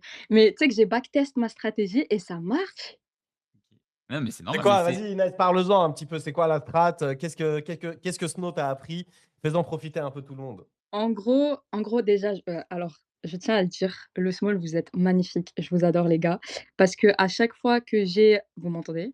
1, 2, Ouais, 3. ouais, très bien. Ah, à chaque fois que j'ai un problème ou un souci, on a tellement de spécialistes dans le space qu'en fait, il suffit juste que j'envoie un DM, pour parler, pour poser mes questions et tu as tout le monde qui me répond. Par exemple, Amsito, c'est pour la macroéconomie, Snowbull, c'est pour les trades et Sunzer, c'est pour Polymarket. Et en fait, Snowbull m'a appris un petit peu sa stratégie, moi qui étais, juste limitée à un RC et à un MACD. En fait, il m'a appris ce que ça voulait dire, un order flow, le funding rate, comment essayer de travailler avec les 2. Et du coup, bah, j'ai essayé de m'adapter à sa stratégie. J'ai essayé de faire des recherches, pour, bah, du coup, pour l'order flow, le funding rate, le ratio long short et c'était quoi aussi? Et l'open interest. Donc j'essaye de travailler sur ça avec, sur Coin Analyze. J'ai d'autres plateformes aussi comme Atas qui est extrêmement intéressante et du coup, ça m'a mis une semaine pour essayer de comprendre tout ça. Maintenant, je suis en train de juste, backtest ma stratégie et franchement, je suis agréablement surprise. En vrai, quand tu apprends les analyses techniques, c'est vrai que c'est très compliqué de trade, mais en tout cas en backtesting, c'est vrai que c'est surprenant de voir qu'au final ça marche et du coup, je suis trop contente. Et bah, bravo, franchement, c'est une belle histoire. Tu te sors les doigts du cul, tu appliques les stratégies du docteur Snow et ça marche. Franchement, c'est une belle publicité pour toi, Snow. Non, non, C'est mais beau, non, c'est non, une mais en belle vrai, c'est élève. en plus, c'est des trucs dont on parle pas trop, en small parce que ça reste technique, tu vois? De parler de funding, de parler de ratio long short, d'open interest, enfin, de manière générale, d'order flow et pourtant, enfin, en tout cas, de mon point de vue, c'est vraiment ce qui va dicter les marchés. Tu vois? Le marché, le but, c'est d'aller chercher de la liquidité. Comment est-ce qu'il va chercher de la liquidité? Bah, forcément, il va regarder où est-ce qu'il y a de l'open interest. Est-ce qu'il y a des gens qui sont rentrés en long? Est-ce qu'il y a des gens qui sont rentrés en short et cetera? Et moi, c'est vraiment ma vision du trading et c'est très, très, très compliqué, hein, d'en parler en space, sans chart, sans pouvoir montrer des choses, en étant interactif et tout. Mais non, trop content Et qu'il y ait eu je pense Snowball que la meilleure astuce, parce que j'avais vu aussi une vidéo qui disait que, si tu fais comme 90 des traders, c'est sûr que tu vas rater ton trade ah oui, non, et mais du c'est coup, il faut être, plutôt un sniper et utiliser même si ça doit être payant, bah, en fait, tu payes pour, avoir le privilège, de outswing, les autres trades et surtout celui du footprint, en gros, et le DOM qui donne justement accès à un certain, enfin, tu peux bien voir, sûr. le carnet d'ordre Mmh. où les ordres limites sont placés et ça, c'est extrêmement intéressant. Ça veut dire que, par exemple, avant d'arriver à un ordre limite, bah, en fait, tu peux vendre avant parce que tu sais très bien qu'en fait, à ce stade-là, ça va déclencher les ventes. Ouais, ouais, non, 100 100. Bah, c'est exactement ça et tu as pas mal d'outils. Moi, j'utilise beaucoup ExoChart qui, pareil, me permet de pouvoir voir sur chaque bougie où qui a long, qui a short, à quel moment, où sont placés les ordres, où sont les prix de liquidation. Enfin bref, il y a plein de datas comme ça qui sont intéressantes et quand tu agrèges un petit peu toutes ces datas, bah, ça te permet derrière d'avoir des petits setups et de pouvoir prendre des trades et en vrai, c'est super intéressant et moi, j'ai toujours eu du mal avec des mecs qui te disent: «Oui, je fais du trading, j'utilise MACD, j'utilise MACD, j'utilise, des indicateurs de momentum de manière générale ou bien j'utilise juste la MA, je sais pas combien et en fait, quand tu leur demandes: «OK, mais pourquoi c'est censé bonne sur une MA? C'est quoi la logique derrière?» En fait, il y a aucune logique. Pareil avec du Ichimoku, oui, souvent quand ça touche ce nuage-là, bah, ça donne mais pourquoi? Et en fait, ils sont incapables de t'expliquer pourquoi. Alors que quand tu es avec de l'order flow, bah, tu peux l'expliquer. Tu dis: «Bah, parce que, voilà, là, ici, il y a eu beaucoup de longs, là, c'est des prix de liquidation, parce que si, parce que mi» et tu as vraiment une logique, en fait, derrière, contrairement à du Je trading suis avec des indicateurs où, bon, bah, OK, super, tu as une moyenne mobile sur 200 jours. Pourquoi c'est censé bounce dessus? Bon, bah, on sait pas. Parce que les gens se disent que souvent c'est un support. OK, mais pas vraiment. Enfin, tu vois, il y a pas de logique. Du coup, Je suis complètement je suis com pardon, je suis complètement d'accord avec toi. C'est comme par exemple le RSI. Moi j'avais, bah, du coup les connaissances de base, c'est-à-dire que quand on passe au-dessus des 70, faut vendre et quand on arrive au plus bas, bah, c'est le moment d'acheter. Alors que c'est complètement con en fait, parce qu'en fait ça dépend complètement de la structure, du marché et c'est en fonction de cette structure-là que tu puisses justement déterminer s'il faut vendre ou pas. mmh, Genre quand la structure par exemple arrive enfin le prix arrive à un certain point de résistance et que tu as la RSI qui est à plus de 70, oui là effectivement ça s'applique et il faut, plutôt vendre. Mais, dans certains cas, la majorité du temps, si tu n'appliques pas le RSI avec la structure du marché et avec tout le reste des indicateurs, effectivement, ça ne marche pas. ouais. Non, non et puis de toute façon, s'il y avait une stratégie où juste, quand ça passe cette valeur sur cet indicateur en particulier, tu achètes, quand ça passe ça, tu vends et que la stratégie était rentable, ça se saurait et tout le monde le ferait et pourtant, j'ai encore jamais vu des setups rentables avec ce genre de choses donc c'est qu'il y a Il y aussi un a problème. Mais bon, après tout n'est pas à jeter non plus, hein. il y a la plateforme aussi, CoinGlass, je ne sais pas si tu l'utilises? Non, non, non, non. Quand il y a une analyse, j'utilise un petit peu parce que c'est bien fait, c'est facile, tu as pas mal d'infos, mais moi, c'est principalement, ExoChart. OK. OK, OK. Parce que sur CoinGlass, il te donne directement, en fait, tu as même pas besoin d'analyse, il te donne directement, le ratio long short, qu'il y a sur le prix que tu recherches. Mais c'est vrai qu'il y a pas la bougie footprint, ça c'est sûr. Mmh. OK, OK, OK. Ouais, j'avais déjà acheté un œil à Coinglass, mais j'ai Vas-y, je jamais te laisse continuer l'analyse. non, bah, en vrai, j'allais partager une petite charte sur le SP500 qui est parti en up only. Pareil, si on veut re-rentrer, moi, j'attendrai un retracement. Je sais p je pense qu'on en a déjà parlé un petit peu en small, mais Fibonacci, c'est quand même un outil qui est hyper intéressant, les retracements de Fibonacci. C'est-à-dire qu'on prend tout un mouvement et en gros, on regarde, le retracement. Souvent, on essaye de se placer entre, les 61 et les 786. Donc en gros, entre 60 et 80 de retracement. C'est des zones qui sont intéressantes et ce qu'on appelle l'OTE, donc l'Optimal Trade Entry, c'est les 0,705. En tout cas, moi, c'est quelque chose que je mets tout le temps sur mon Fibonacci et donc quand ça revient sur les 0,705, sur un mouvement qui retrace, bah, souvent, c'est une bonne opportunité d'entrée. Pourquoi est-ce que c'est une bonne opportunité d'entrée? Bah, parce qu'en fait, on a un stop loss en bas du mouvement et on a le TP qui est en haut du mouvement et donc quand on rentre sur les 0,705, on se rend compte, bah, du coup, qu'on a quasiment un RR de 3. Donc c'est intéressant et du coup, je vous ai mis la petite charte du SP500 avec le Fibonacci et après pas sûr qu'il est top à ce moment-là, peut-être qu'il faudra update le Fibo. Mais en tout cas, voilà, si ça revient entre les 0,618 et les 0,786, ça sera C'est quel niveau les 0,700? Ah ouais, t'as dit combien? heu, tu veux le niveau quoi? SP500, c'est ça? Ouais, du C'est entre SP500. 6 600 et 6 500 globalement. Ah ouais, putain, dire qu'on aurait pu l'acheter à 6 300. Ah là là là là. Eh oui, eh oui. OK, OK. Bah, écoute, merci. Merci pour ces infos. Est-ce que tu as encore d'autres chartes, du coup, pour nous? J'ai une petite charte sur un altcoin que je trouve très, très, très sympa. Et les gars, si vous avez des chartes à analyser, postez-les en commentaire. J'aurai les yeux grands dessus. Si vous voulez que Snow analyse vos tokens dans lesquels vous êtes coincés, parce qu'il ne pump pas, bah, il vous dira s'il y a une chance qu'il pump un jour. Et à l'inverse, si vous êtes dans des tokens qui pump et que vous dites, nah, je ne prends pas de profit, ça va continuer de pump, bah, c'est pareil, il vous dira si la structure est belle ou pas, dans tous les cas. Donc, Ouais, envoyé. postez-nous quelques chartes. Non, j'ai le CAS, je crois que je sais pas si c'est partagé dans le space. Attends, je le refais. J'ai le CAS, je sais pas du tout ce que ça donne fondamentalement, je sais même plus ce que c'est. Heu, mais en tout cas, techniquement, j'aime beaucoup, beaucoup, beaucoup ce qu'il fait. Donc voilà, j'ai juste partagé un petit setup avec l'entrée et le stop loss. Alors attends, je vous dis l'entrée. L'entrée, en gros, c'est 0,034, stop loss à 0,03 globalement et un TP, au-dessus du high, donc 0,042. Ça fait un RR de 2,38. Voilà, j'aime beaucoup le setup, donc je vous le partage. Ok, écoute. Allons trader du casse, de casse pas. Ça, c'est Aucune casse-pas. idée de ce que c'est ce truc. J'ai déjà vu passer, mais bon, alors là, pour souvenir de ce type de projet, Real Time Decentralization Build for Real World Ouais, Settlement. j'ai envie de Ok, dire, ok. ça casse pas 3 pattes à un canard. Ah non, ça Snowbull, casse pas trop. Ouais, vas-y, Mel. Snowbull, j'avais une question, pour toi. Ouais, vas-y, vas-y. Allô?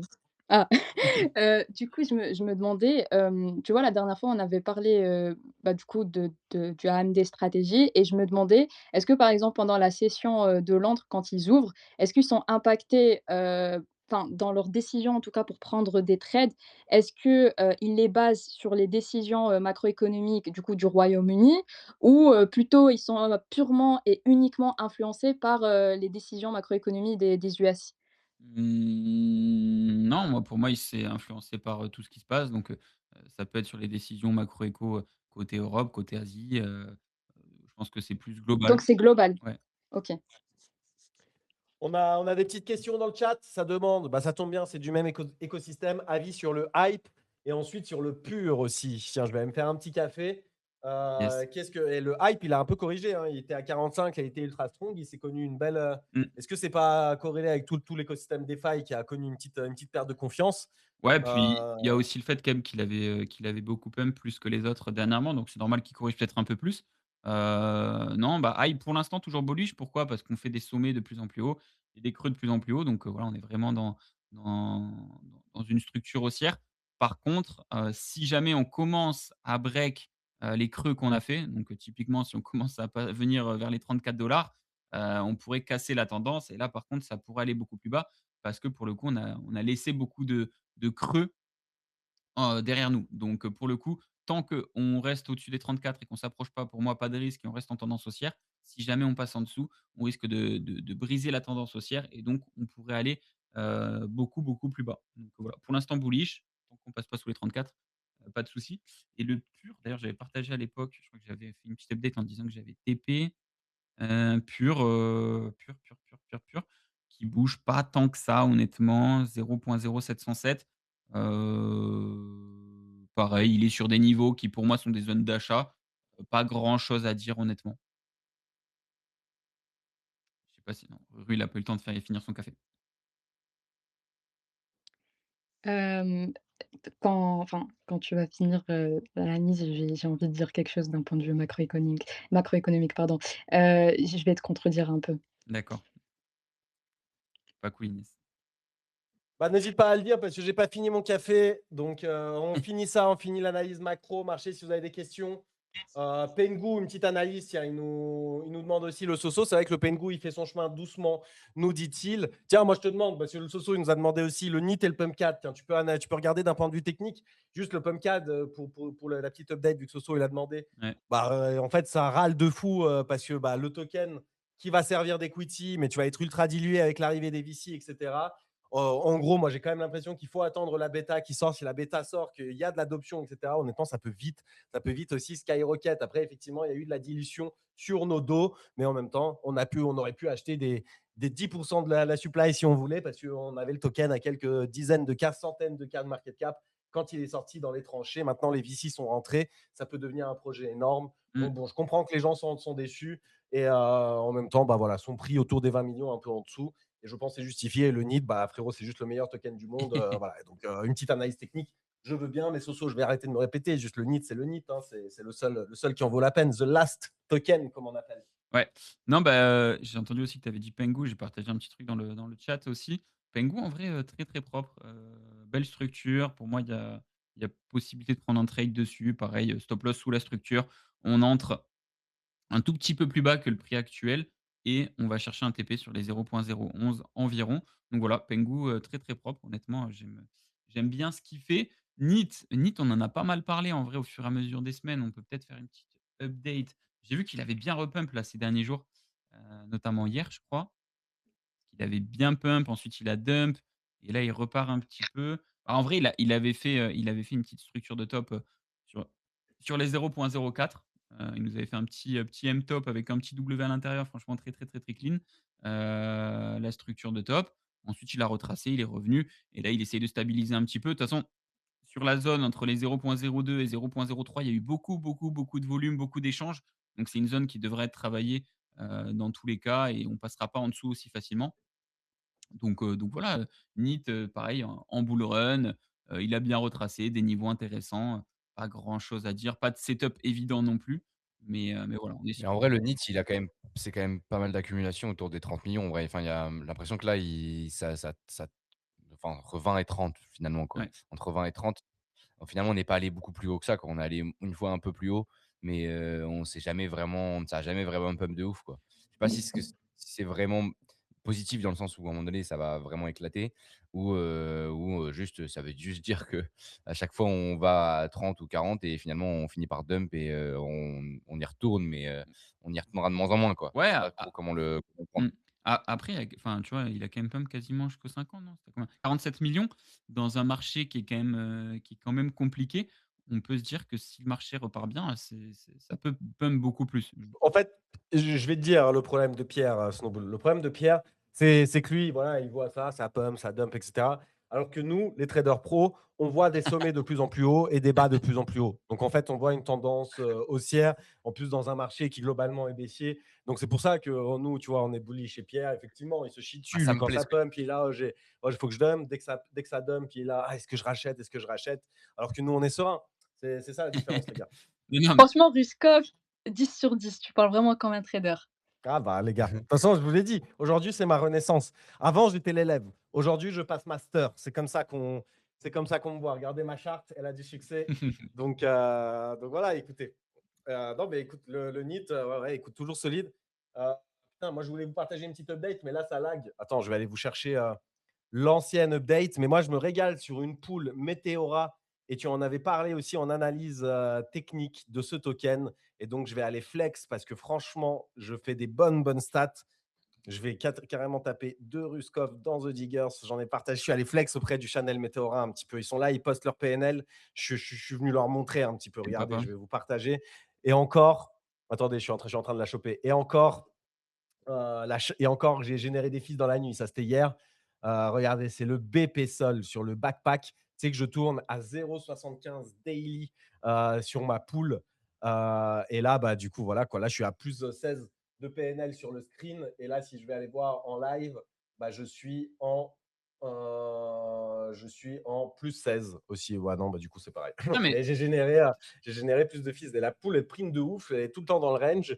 Et je suis bien content. je Voilà. sais pas comment tu as autant de chiffres, parce que moi j'ai une pool aussi sur le backpack USD. Ah, mais toi, tu es sur backpack Sol, OK, OK. Ouais, ouais, moi, je suis sur Backpack Sol, en fait. Et Backpack USD, c'est pour les noobs, c'est normal, il y a pas trop de volume, mais voilà. Mais non, mais c'est impossible à suivre ton backpack Sol. Il suffit que ton Sol, il se casse la gueule et derrière tu sors du range alors que tu Non, peux mais pas. frère, Sol qui se casse la gueule, ça existe pas, là, on c'est fini l'époque de FTX. C'est un asset, strong Ah maintenant. bah, Eh Sol qui oui. pump du coup et tu sors aussi de ton range, c'est pareil. Ouais, non, ça aussi, ça n'arrive pas, hélas. Mais OK, écoute, pour l'instant, En je suis fait content. Après, honnêtement, si je sors par le haut avec toutes les fiches que j'ai déjà générées, je suis content, c'est ah mon oui, but maintenant, ouais. donc Non, j'aimerais mais tu bien, sais que enfin, en vrai, Meteora, moi je trouve que c'est trop fort pour ça. Quand tu es enfin pas sûr, mais en tout cas que quand ta conviction c'est qu'un token va forcément être plus haut que ce qu'il est aujourd'hui à un certain terme, bah, tu mets ta pool, tu farmes les fees. Quand il sort par le haut, bah, tu as juste farmé les fees et en vrai, tu es content, quoi. Ouais, bah écoute, exactement. C'est la stratégie ici. Donc écoute, merci Snow pour ton analyse marché. Je sais pas si tu avais un dernier truc à nous partager, mais j'ai l'impression qu'on a parlé de tous les tokens. Euh, les amis, je vous propose de parler rapidement de Prediction Market et après on parlera aussi de quelques trucs dans les tranchées. Alors je vois, il y a Senzer, c'est parfait, il a accepté mon invitation. On va pouvoir parler un petit peu Polymarket et on va commencer avec une histoire un peu folle qui s'est passée. Déjà, moi, je suis en train de convertir, j'ai un pote. Bon, je ne sais pas s'il nous écoute, je ne pense pas, parce que ce n'est pas un pote des cryptos. De temps en temps, il a écouté le small. Mais voilà, il a un petit coup de blues dans la life, etc. Avec des séparations avec sa meuf, un peu compliqué. Du coup, bon, on n'est pas là pour juger, mais il s'encule des fois le week-end. Mais en même temps, il fait un peu de sport et tout machin. Mais voilà, là, je le sens, il est un peu en dep. Et donc, je lui ai parlé, je lui ai dit, mais frérot, toi, je sais que tu es un bidouilleur, je sais que tu aimes toucher à tout et tout machin. Je lui ai mis sur le vibe coding Polymarket, les amis. Et regardez déjà ce qu'il m'a fait en une après-midi. En une après-midi, son bot est live. Alors là, aujourd'hui, il travaille, donc je vais attendre des nouvelles tout à l'heure. Mais il a fait un bot sur la météo, un weather bot. Je l'ai briefé un petit peu, je lui ai expliqué, je lui ai montré ce que moi je faisais sur les poules 1 heure. Et ça, je vais vous en parler juste derrière. Parce que bon, j'ai quand même des beaux petits résultats. Est-ce que c'est de la chatte ou pas? On le verra au fil du temps. Et lui, il s'est lancé sur la météo. Et en parlant de météo Polymarket, il y a une anecdote de fou. Je ne sais pas si vous l'avez vu passer. Il y a Pierre qui me Ah l'a oui, envoyé hier, le mec qui a mais trafiqué le depuis, capteur. et ouais, non, mais depuis, ça fait les gros titres. Mais l'histoire, elle est folle. Il y a des parieurs C'est incroyable ça. Polymarket qui ont manipulé des capteurs météo. Alors apparemment, c'est BFM TV, machin, c'est Météo France qui confirme. Ils ont déposé plainte. Il y a des capteurs de température près de l'aéroport Charles de Gaulle. En gros, je crois que c'est la température de Paris sur Polymarket. Et ben, elle est traquée. Pas dans un truc à Paris où c'est sécurisé et tout machin. Elle est à côté d'un aéroport, l'aéroport Charles de Gaulle. Elle est à côté d'une route et c'est en mode ultra facilement accessible. Et du coup, les mecs, ils ont repéré ça. Ils ont parié la température moyenne du 6 avril, 1 heure avant, à 18 h, elle était de 16 heures. La température moyenne à Paris, à 20 heures, elle était de 16 degrés. Donc 16 degrés à 20 heures, 16 degrés à 18 heures. Mais par contre, à 19 heures, la température moyenne était de 21 degrés. Les petits fumelins, ils se sont ramenés à 19 heures et ils ont parié comme des oufs que ça allait plus de 20 degrés alors qu'il n'y avait aucune chance que ça arrive. Ils ont chauffé le truc avec un chalumeau, je ne sais pas ce qu'ils ont utilisé, et ils se sont fait rôder parce qu'en plus, je crois que sur les capteurs, on voit qu'il y a l'humidité qui baisse de zinzin, etc. Bref, il y a tout qui indique que c'est criminel, mais je crois que c'est Niafre. Ils n'avaient pas de vidéo, quoi. Il n'y a pas de. Il y a pas de caméra de surveillance. Et donc, bon, ils ont fait un beau coup pour 14 000 $. Mais j'ai l'impression que ça va devenir plus compliqué à partir de maintenant. Mais franchement, l'histoire, elle est folle. C'est des cracks. C'est des cracks, ces mecs. Moi, ça me fait penser, petite anecdote perso, les amis, quand j'étais en sixième ou en cinquième, j'ai loupé 2 mois d'école. 2 mois d'école en chauffant, mon thermomètre sous le bras. Je le mettais sur la lampe qui chauffait deux fois. À chaque fois que ma mère elle m'emmenait le thermomètre, je me mettais une fièvre à 39. Tous les médecins ne comprenaient pas. En plus, je n'étais pas forcément chaud et tout, machin. Enfin, j'essayais de me chauffer, machin. Mais en gros, je suis allé 1000 fois sous le médecin. J'ai essayé plusieurs médicaments, plusieurs machin. Genre, ça aurait pu être grave, tu vois. Mais en 2 mois, je ne suis pas allé à l'école jusqu'à me faire rôder avec ma mère qui me regarde dans le reflet du miroir, elle me chope en train de faire ça. Je me suis pris la plus grosse fessée de ma life. 25 ans plus tard, je m'en souviens encore, les amis. Tu sais que c'est fou, hein. En 5e, moi, j'ai fait exactement la même chose, sauf que, étant donné que je savais l'intelligence de mes ramps, parce qu'ils sentaient qu'il y avait un truc qui allait pas, donc je sentais qu'ils allaient me roder beaucoup plus vite que ce que toi, tu as été rodé.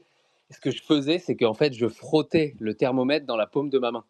Et donc, en le frottant dans la paume de ma main, mais ça veut dire que s'ils voyaient ma main, j'avais un rond rouge vif dans ma main, tellement je me brûlais, hein, en le faisant, pour justement ne pas aller à l'école le matin et tout. Genre, j'étais un malade mental. C'est très, très fou que tu Ouais. racontes ça, parce que pile poil la même époque, 5e, genre. Et moi, c'était pour jouer à Dofus.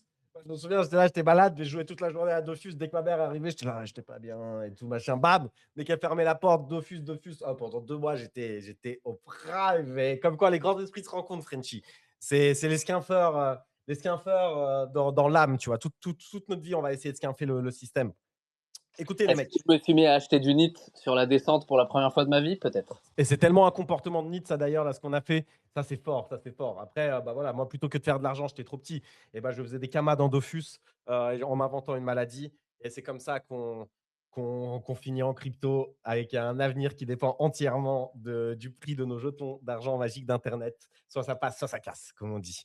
Les amis, du coup, bah, très très belle anecdote côté météo. Je ne sais pas si vous voulez rebondir encore dessus, si vous avez d'autres plans. Est-ce qu'on a des villes Est-ce qu'on a la liste de toutes les villes? Et est-ce qu'autour de nous, il n'y a pas une petite ville? On va avoir le capteur météo, on fait le machin.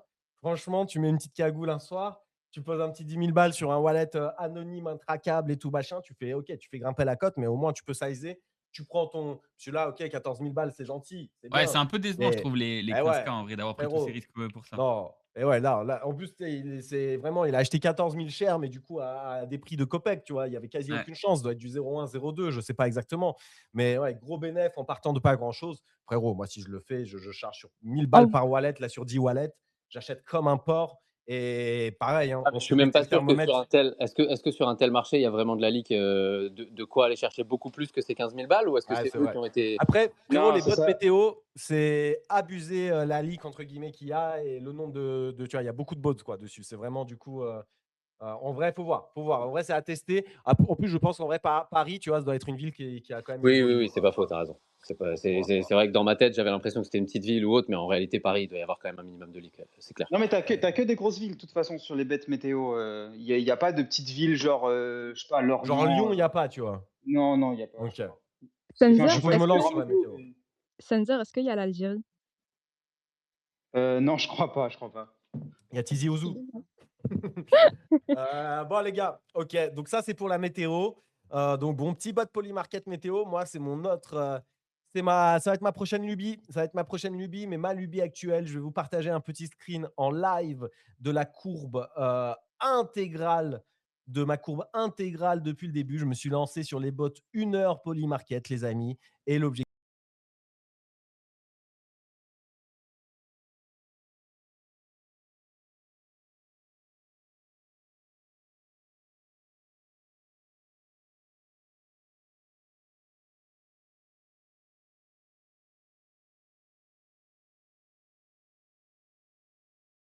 Là, est-ce que vous m'entendez, vous, ou pas? Ouais, on t'entend très bien, Laurent. Alors, attendez, vous allez attendre encore une petite seconde parce que je vais devoir relancer le stream comme ça. Nos amis qui écoutent des replays Spotify, YouTube, Apple et tutti quanti pourront nous entendre. Et voilà, ils sont back avec nous. OK. Donc, je disais, je me suis lancé sur les poules 1 heure de Polymarket. Pourquoi les poules 1 heure? Parce que déjà, en fait, il y a deux choses. Déjà, les poules 15 et 5 minutes, elles sont ultra gambliches et ultra manipulées, ultra manipulables. Et de deux, c'est qu'ils passent par l'API Chainlink. Et l'API Chainlink, elle est payante et elle coûte potentiellement une couille. Et donc, bon, avec l'API Binance, tu ne vas pas être synchro exactement avec les prix. Tu auras toujours un décalage. Tu vas encore plus te faire douiller si tu ne sors pas une grosse somme de ta poche. Donc, moi, je me suis lancé sur les poules 1 heure. Il y a aussi les poules éventuellement 4 heures que j'ai envie d'attaquer en parallèle. Je me suis lancé. Du coup, en gros, l'objectif, c'est que je traque des dizaines de KPI, des trucs de trading, justement, Ishiboku, volume et tout machin, plein de trucs de trading qui doivent toutes les heures dire est-ce que le prix va monter ou est-ce que va descendre avec un indicateur de confiance. Je traque aussi d'autres indicateurs sur Polymarket, l'order book, etc. Et voilà, plein de KPI, voilà, une cinquantaine, je crois, en tout. Et tous les jours, je fais tourner des arbres de décision pour savoir, du coup, quel KPI, enfin, quel indicateur a la meilleure décision, voilà, notre algo, comment il va être constitué. Il y a 50 indicateurs. Il y en a un qui va peut-être avoir un poids de 30% dans la décision, un autre qui va avoir un poids de 15%, etc., etc., en prenant justement les plus pertinents. Et cette sauce, du coup, ça crée un algo qui est capable normalement d'être gagnant. Et donc voilà. Et par contre, en termes de sizing, pour l'instant, je mets que des bêtes de 1 dollar, qui est la size minimum, ce qui n'est pas du tout opti. Normalement, tu dois appliquer les règles mathématiques de sizing. Il y a des trucs Kelly, je sais pas quoi. Là. Vous tapez Kelly Polymarket, vous allez savoir dans Twitter, c'est des règles mathématiques pour sizer en fonction du risque. En vrai, il y a plusieurs systèmes et ça permet vraiment d'optimiser potentiellement tes gains. Voilà, c'est bête, peu importe le risque. Je pose 1 dollar, je veux juste voir si ça marche. Et ça marche, les amis. Là, avec 600 bêtes, j'accumule de plus en plus de data. Tous les jours, j'entraîne mon arbre de décision, je le fais tourner à nouveau, comme ça, il devient de plus en plus intelligent. Il a vu de plus en plus de scénarios et donc il est capable, en théorie, avec tous les KPI dessus, d'avoir le meilleur arbre de décision pour me prédire le meilleur win rate. Et bon, là, ce matin, ça se passe mal. On voit que ça bande mou sur la fin de la courbe, mais globalement, déjà, il ne perd pas d'argent. Il paye beaucoup de fees parce qu'il achète tout on market. Il n'y a pas d'ordre limite et tout machin. Donc, je paye beaucoup de fees sur ce qui génère le plus de fees sur Polymarket. Donc, si c'est un critère un jour, en vrai, là, je peux me gaver, contrairement à d'autres bots de volume. Ça, c'est pas un bot de volume, mais vous avez capté l'idée. Et là, voilà, en tout cas, c'est une des pistes qui me fait avancer, mais c'est surtout le kiff d'avoir un cerveau intelligent, une sauce secrète que tu ne comprends même pas parce que elle devient de plus en plus intelligente chaque jour, qui te fait de l'oseille sur Polymarket en ayant, moi j'ai un win rate là de 70%. J'ai un win rate de 70% et je rentre à moyenne à 60 centimes. Donc des fois je rentre à 40 centimes, des fois je rentre à 80, mais en moyenne je rentre à 60 centimes et j'ai un win rate moyen de 70%. Et donc j'ai plein d'autres idées pour faire des versions différentes un petit peu de ce bot et tout machin. Déjà, il faut que j'installe les sizing mathématiques un peu dessus, donc voilà, de 1 à 5 balles par exemple en fonction du risque. Et, et plein de trucs à faire. J'ai aussi envie d'attaquer la météo, qui est une autre niche où je vais appliquer la même logique. L'objectif, c'est d'accumuler un max de data qui pourrait avoir un impact sur la décision. Et tu accumules toute la data en parallèle de la data Polymarket, les prix, les machins, les yes, no, les trucs. Tu essayes de trouver des corrélations en entraînant ton arbre de décision tous les jours.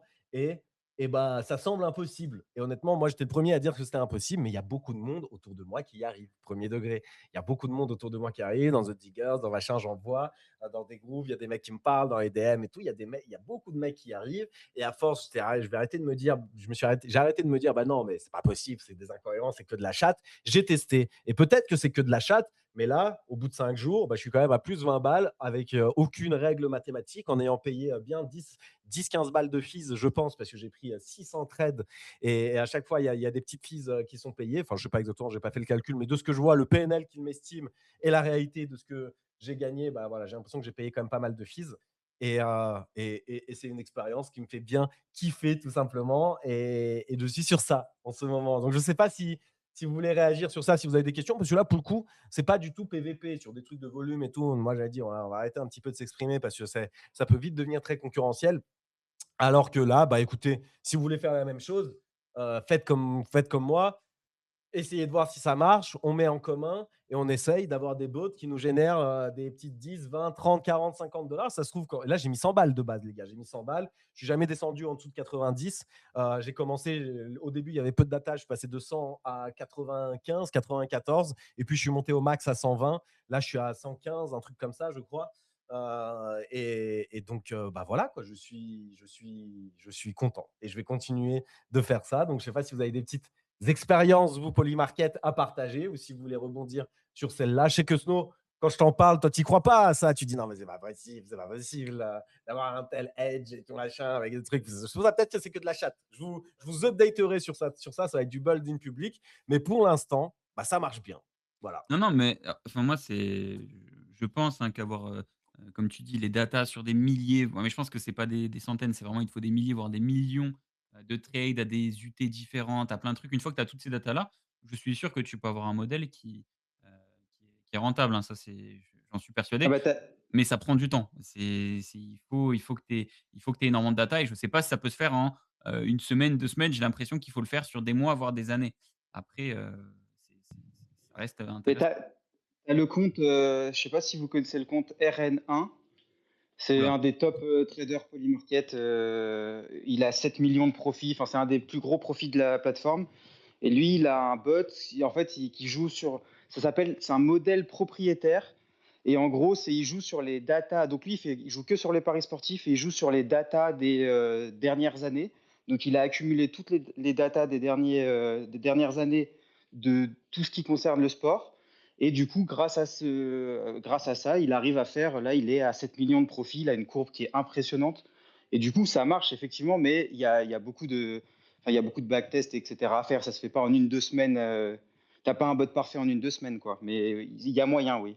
Bah, Mais tu vois, c'est bien de commencer gagnant parce que ça doit être sans doute du coup de la chance, mais en parallèle, j'accumule de la data et de la data pour le coup live, tu vois, que je vais pouvoir traiter. Et bon, c'est pour ça que je suis hype parce que je me dis, bon, pour l'instant, il perd pas, il gagne un petit peu, mais ça se trouve dans 2, 3 mois, bah, en fait, avec toute la data accumulée, etc., je pourrais monter, là, de passer de 70 à 80 de win rate ou juste stabiliser un 70% de win rate si là, je connais des périodes de drawdown, etc. Euh, Enfin, ça me hype juste de me lancer sur ça et j'ai envie d'accumuler, de me lancer le plus vite possible aussi sur la météo. Comme ça, j'avais fait C'est pareil sur la météo, tu vois.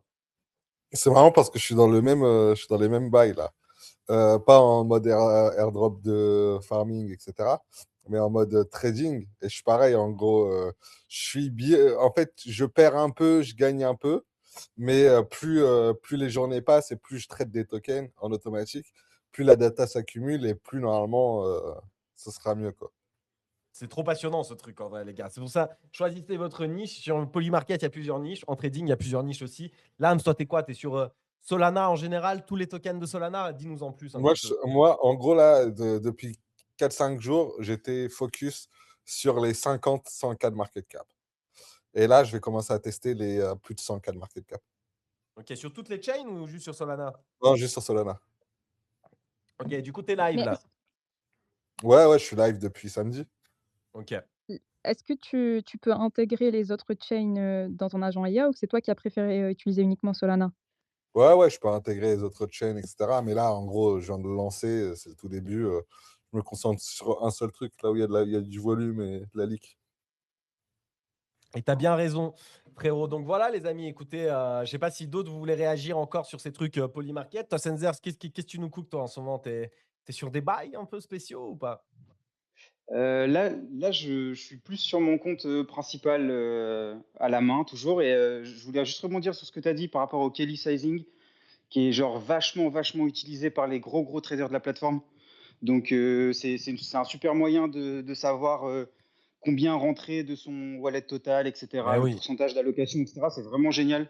Tu donnes ça Donc, à Claude et il te cook la formule. C'est ultra simple. ouais, Et du coup, tu moi vas, c'est ce que j'ai voilà, fait. je vais l'implémenter là. Il faut que je l'implémente aujourd'hui, en vrai. Je me suis un pool local et puis du coup, je me rentre ma fair value. Je rentre à combien je rentre à combien j'estime que la fair value est. Et puis ça me dit selon mon portefeuille combien je dois rentrer, etc. Donc c'est vraiment facile à faire, hein. J'ai fait ça en très peu de temps. T'as même J'avais fait plusieurs onglets pour faire un espèce d'arbre des scénarios. Donc en fait, ça te dit s'il y a ce scénario-là qui passe, il faut que je rentre ça, enfin les pires cas qui peuvent arriver selon ton bet, etc. Enfin non, c'est vraiment, il y a moyen de. Je l'utilise sur mon compte principal d'ailleurs et pour l'instant ça fonctionne pas mal. Donc voilà. Sinon, je suis en train d'essayer de recopier le modèle de RN1 là en bot du coup de profit seulement. Et puis voilà. Bah écoute, c'est beau, hein. Franchement, là, je vois encore. Ça, c'est le genre de truc, en vrai, ça se partage, tu vois, ces bottes de profit et tout, une fois que tu les as, entre guillemets. Enfin, bon, ça, après, faut pas. Voilà, quand il y a trop de personnes qui l'ont, ça baise les cotes, les machins, les trucs. Mais là, je vois en commentaire Arca qui dit partage le bot, frérot, je suis trop chaud. Hicham qui dit on veut le bot, là, sous mon screen de bot 1 heure et tout. Attendez, les gars, calme. Laissez-moi implémenter les différents trucs et les sizing et laissez-moi avoir plus de data. Et franchement, ceux qui veulent, mettez-la maintenant en commentaire et tout. Ça se trouve dans quelques semaines. Vous allez recevoir un petit message bêta privé. On ne sait pas, les gars. On ne sait pas, moi, en vrai, ce genre de truc. C'est pour ça que je suis vraiment chaud d'en parler. C'est des expériences un peu ouvertes. Moi, ça me passionne. Je serais chaud de partager éventuellement. Je ne sais pas encore exactement sous quelle forme et tout. Je suis en train. Là, il y a le Picsou. Moi, je suis en train. Le Picsou, pas Picsou du CT, mais tu vois, le Picsou de la bande dessinée. Je suis en train de me dire, ah ouais, vas-y, je vais utiliser ça. Et tout, mais voilà, tout sera prouvé. Tout est transparent. Bold in public, les amis, sur ce bot. Moi aussi, je vais Voilà. faire du building public. Avec mon agent Eh IA, bah, l'agent IA qui s'appelle French. invente-toi une personnalité, j'ai envie de te dire, frérot. Non, mais, Qu'est-ce que... non, mais en vrai, je vais le faire parce que tu vois, j'avais fait Frenchy quand je l'ai eu en call vendredi. Il m'a dit, ouais, fais-toi un agent aussi qui retrace tout ce que tu es en train de build, tout ce qu'il fait, qui garde en mémoire pour pouvoir faire du contenu dessus, tu vois. Et en vrai, je me dis, why not, hein, ça peut être intéressant, surtout si tu peux tout automatiser, tu vois. Si tu peux tout automatiser et pas perdre trop de temps et que que ça reste quali, je me dis, why not. Eh Lamsito, bah, est-ce que tu vas faire du bêta testing, aussi ou pas? Du bêta testing de quoi? Pour tester ton agent IA? Sur lequel? J'en ai plusieurs. Tu parles de. Ah, Celui de trade sur Solana? moi, c'est ça que je fais, frère. Il fait que ça, en fait. Il fait C'est que Non, mais ça. demande si c'est-à-dire, tu vas le tu pas partager. compris? Hein? Merci Snowbull, tu compris, Ah, merci. si je vais. Ok. Non, je pense pas. Sauf si vraiment je commence à faire vraiment de l'oseille et que je me dis quelqu'un il met 1000 balles dessus, il est gagnant, c'est sûr et certain. Là, je mettrai un bon prix, tu vois. Mais en vrai, Ça commence pour comme ça, l'instant, je ça pense finit pas. par un abonnement à 50 balles par mois pour avoir accès à premières fonctionnalités. Franchement, Et tous les si j'arrive à sortir un truc qui peut me sortir imaginons, un 50% par mois, crois-moi que je le vends beaucoup plus que 50 balles. Ouais, mais autant le vendre du coup à un unique gars, parce que si tu le vends à plusieurs gars, puis que toi tu rentres 1000 balles sur 50 à 100K market cap, et que tu as 10 gars derrière qui mettent 1000 balles aussi, En fait, bah, au c'est final, le différent. prix d'entrée, il est pas du tout similaire, quoi. C'est très différent parce que faudrait faudrait qu'il adopte exactement la même stratégie que moi, sachant que moi, dans mes strats, il y a plusieurs variables. Il y a des variables sur comment tu sélectionnes le même coin. Il y a des variables sur comment tu prends la décision de le trade et quand tu prends la décision de le trade. Et et les variables de quand est-ce que tu sors, etc. Et du coup, c'est des combinaisons de ces variables. Donc, il y a des milliers et des milliers de combinaisons que tu testes sur des milliers et des milliers de memcoins. Et ça s'adapte tout le temps. Donc, une fois, ça va changer. Une fois, toi aussi, ce que tu préfères. Des fois, tu préfères hold longtemps, pas hold longtemps. Tu as des stratégies qui marchent bien quand tu hold longtemps, par exemple. Tu vois. Ou quand tu hold, genre, par exemple, j'ai une stratégie qui marchait bien en backtest, moins bien en live. C'était genre, pas de stop loss et tu vends à x10. Et en gros, bah, tu perds un peu au bout d'un moment. Je crois qu'il y a juste, tu vends en time out si tu es en perte et tu vends à x10. Et cette là marchait bien parce que tu as des tokens qui font x10 qu'on fait x10 dans la période, tu vois. Mais la journée d'après, bah, elle marche tu plus cette backtest en stratégie. 2021 là, non? Mais j'ai testé en fait en backtest et en live, c'est pas pareil. Parce que tu sors pas au même moment.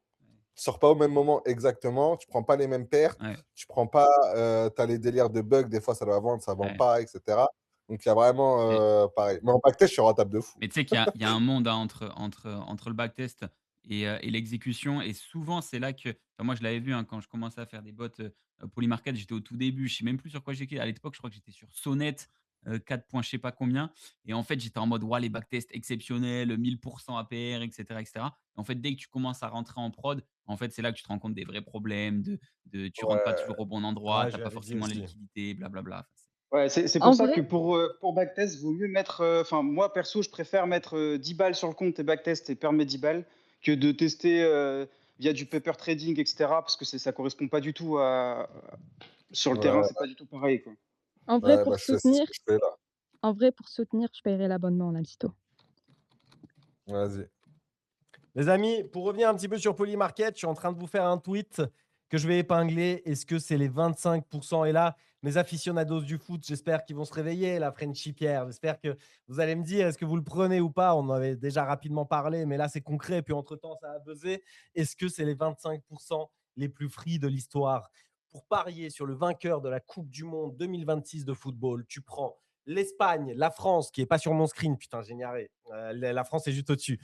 Elle est à 16% aussi. Tu prends France, Espagne, Angleterre, Argentine, Brésil, Portugal, Allemagne. Tu es à 74% de chance que c'est une de ces équipes qui gagne la Coupe du Monde. Donc, si c'est une de ces équipes, en fait, voilà, à part ça, bah, tu as le Pays-Bas, la Norvège, le Japon. Un peu plus bas, tu as quoi? Tu as la Colombie, le Maroc. Voilà, c'est des petites chances. Si c'est voilà, en fait, est-ce que c'est vraiment les 25% les plus free de l'histoire? C'est un bet qui prend beaucoup d'ampleur sur Polymarket. Et en vrai, je crois que le combo il était monté à plus de 80% à un moment. Là, il est redescendu à 74, ce qui peut être une entrée acceptable. Est-ce que vous avez un avis sur la question, les frérots. Est-ce que vous pensez que c'est un bet safe ou est-ce que vous pensez qu'un des challengers de la Coupe du Est-ce Monde que tu peux répéter? Genre, je regarde, je suis waouh, à nouveau sur le, enfin, je sais, je trouve il le se bet réveille là, le mais mec. alors c'est France, Spain, Angleterre, Argentine et Brésil, c'est ça? Et Portugal, en gros? C'est ça, c'est France, Espagne, Angleterre, Argentine, Brésil, Portugal, Allemagne aussi. Allemagne, je le compte dans l'eau, OK. ça fait 74. En vrai, c'est vrai que ça bon, mais bon, je pense que le c'est bien pricé, en soi, 75 c'est 80 c'est plutôt cohérent, quoi. Mais bon, Moi, je en trouve fait, que ouais, c'est c'est cheap, hein, même là, à 74 en vrai. En gros, ça veut dire que enfin, voilà, il faut vraiment qu'il y ait uniquement les en fait, c'est les Pays-Bas qui semblent dangereux un petit peu cette année. Tu as presque envie de les inclure, parce que là, tu passerais quoi à mais en vrai, moi, 78. je serais plutôt j'enlèverais plutôt le Brésil que et je mettrais les Pays-Bas plutôt que l'inverse, quoi.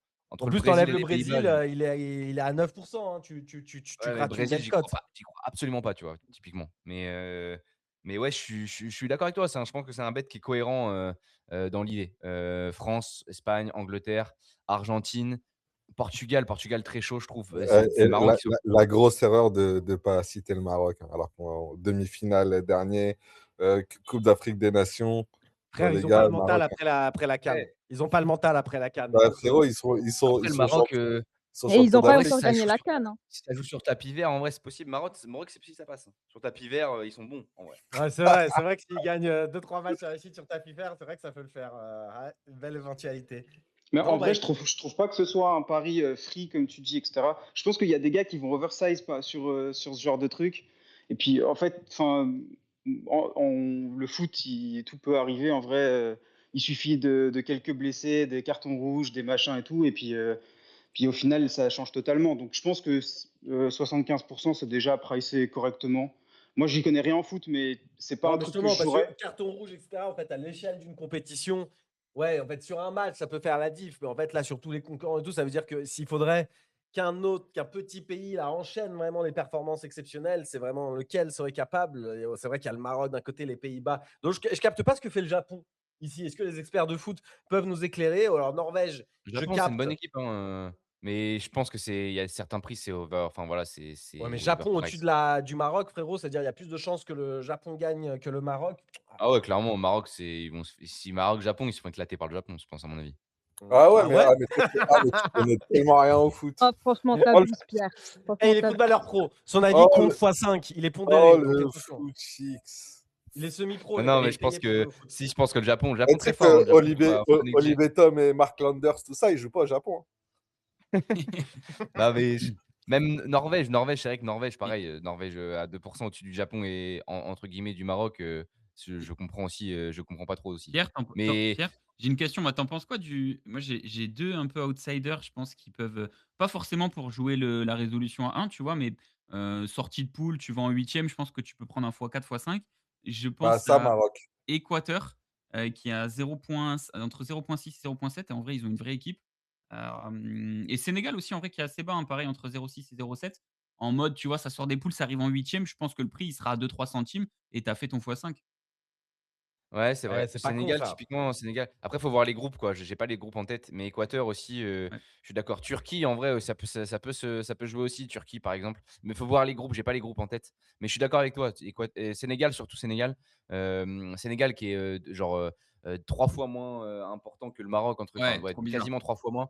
Ça n'a pas de Ouais. sens. Genre, franchement, ça Et n'a pas de même sens. Équateur, moi, je pense qu'en vrai, ils vont pas mal surprendre sur cette coupe du monde, donc c'est Ouais, les ouais, 2 non, que mais je suis je d'accord pense. avec toi. Je suis d'accord J'avoue, avec c'est toi. des 0,6 Il qui y se a prennent, peut-être hein, un les truc à deux, jouer. hein. Ouais. Ouais, vous avez raison, hein. Franchement. Alors que Maroc, du coup, à un 8, franchement, ouais, ça se donne ça, hein. Franchement, il y a. Ouais, mais bon, c'est un bet intéressant, mais je pense que comme, je crois que c'était Senzer qui disait que c'était plutôt bien pricé et je pense que ouais, après, c'est vrai que quand on regarde les derniers vainqueurs, bon, c'est Argentine, France, Allemagne, Espagne, Italie, Brésil, France, Brésil, Allemagne, Argentine, Italie, Argentine. Enfin voilà quoi, il y a enfin, c'est pour ça aussi que ça enfin, c'est intéressant parce que, bah, jusqu'à 1950, il y a aucun vainqueur en dehors des pays qu'on a cités, quoi. Le premier vainqueur, c'est l'Uruguay à 1950, quoi. Moi, j'ai En envie de te vrai, dire, j'ai même envie de prendre un 16 plus 16 plus 11, ça veut dire France, Espagne, Angleterre. Tu es à 43. Franchement, Argentine, Il y a plus Messi, là, c'est bon, c'est un vieux, qu'est-ce que tu veux, voilà, il y a plus rien. Brésil, Neymar, il est cassé en mille. Il y a plus rien. Portugal, il a 48 ans, le CR7, En vrai, il fera Portugal, rien, c'est pas son c'est année. sur le papier, ça c'est trop fort. Ouais, mais regarde par rapport à la beauté de en fait, la France, il y a trop un gap. On parlait de Shenzhen en termes de ville tout à l'heure. Bah, faut s'imaginer le même gap avec la France et on va dire le reste. Après, l'Espagne et tout, ça joue. Mais voilà, la France, ça brille. Ça joue et ça brille. Ouais, mais C'est beau quand ça joue. il y a que 3 contenders pour moi, hein. C'est France, Espagne et Maroc. Angleterre. Moi, franchement, Angleterre, ça peut être aussi, tu vois, pour le coup, s'il y a un qui peut, ça peut être la surprise. En vrai, ça peut être l'Angleterre. L'Angleterre, J'ai ils ont envie de prendre un bet sizé sur les trois. malédiction. En vrai, l'Angleterre, ils ont Mais une Lamsito, malédiction et je trouve Ouais, pas c'est vrai. qu'ils ont l'effectif cette Mais année. les malédictions, ça se brise, frérot. Ouais, mais l'effectif cette année, tu sais, je pense pas que ce soit l'expérience de briseur de malédiction, tu vois? mais Bah, Lamsito, franchement, Kane. est-ce que tu le dis de manière, complètement neutre ou c'est purement subjectif ton choix vis-à-vis du Maroc? Bah, forcément, c'est subjectif. Mais en vrai, le Mmh. Maroc en huitième, ça se joue de fou. Et je pense que même le Maroc en quart, ça se joue de fou. Par contre, il y a aussi un autre pari sur quel continent va gagner la Coupe du Monde, si ça intéresse des gens. Il y a Europe qui est pricée à 74, Amérique du Sud à 21, Afrique à 3, Amérique du Nord à 2 et Asie à 2.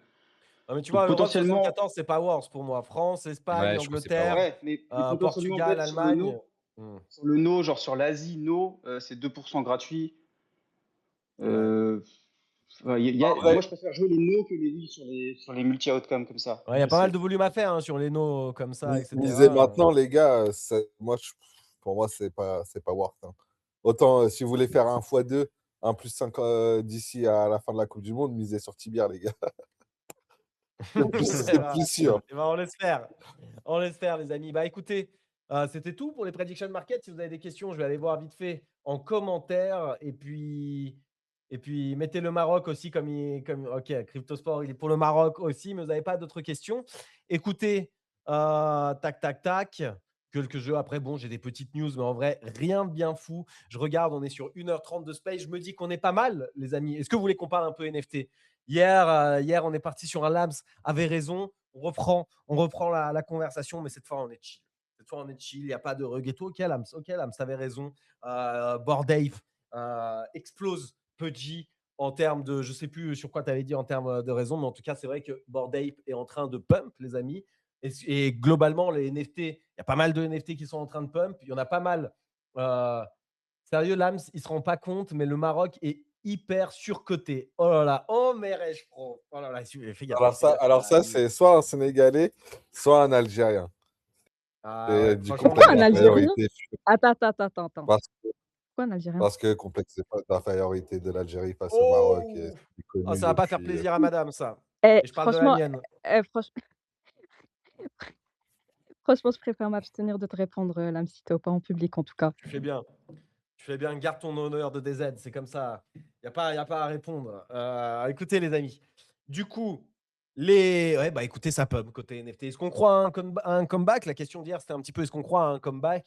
Alors que pour l'instant, on n'a pas eu de run, quoi. Là, le comeback, il y en a plein qui disent voilà, c'est maintenant. La DeFi s'effondre d'un côté, les NFT sont en train de pump de l'autre. Les déjà de la DeFi passent aux NFT. Est-ce qu'on va avoir droit un run NFT maintenant? Est-ce qu'on y croit vraiment ou est-ce que bah voilà, est-ce que c'est juste un petit run et les apes devraient vendre maintenant et si vous avez des NFT qui ont un peu pump, vous devriez les vendre maintenant. En vrai, il y a des belles ventes. Là, j'ai vu, il y avait un Lucie vendu en record dette. Je sais pas si tu as vu passer Pierre, un truc 160 hêtes ou quoi.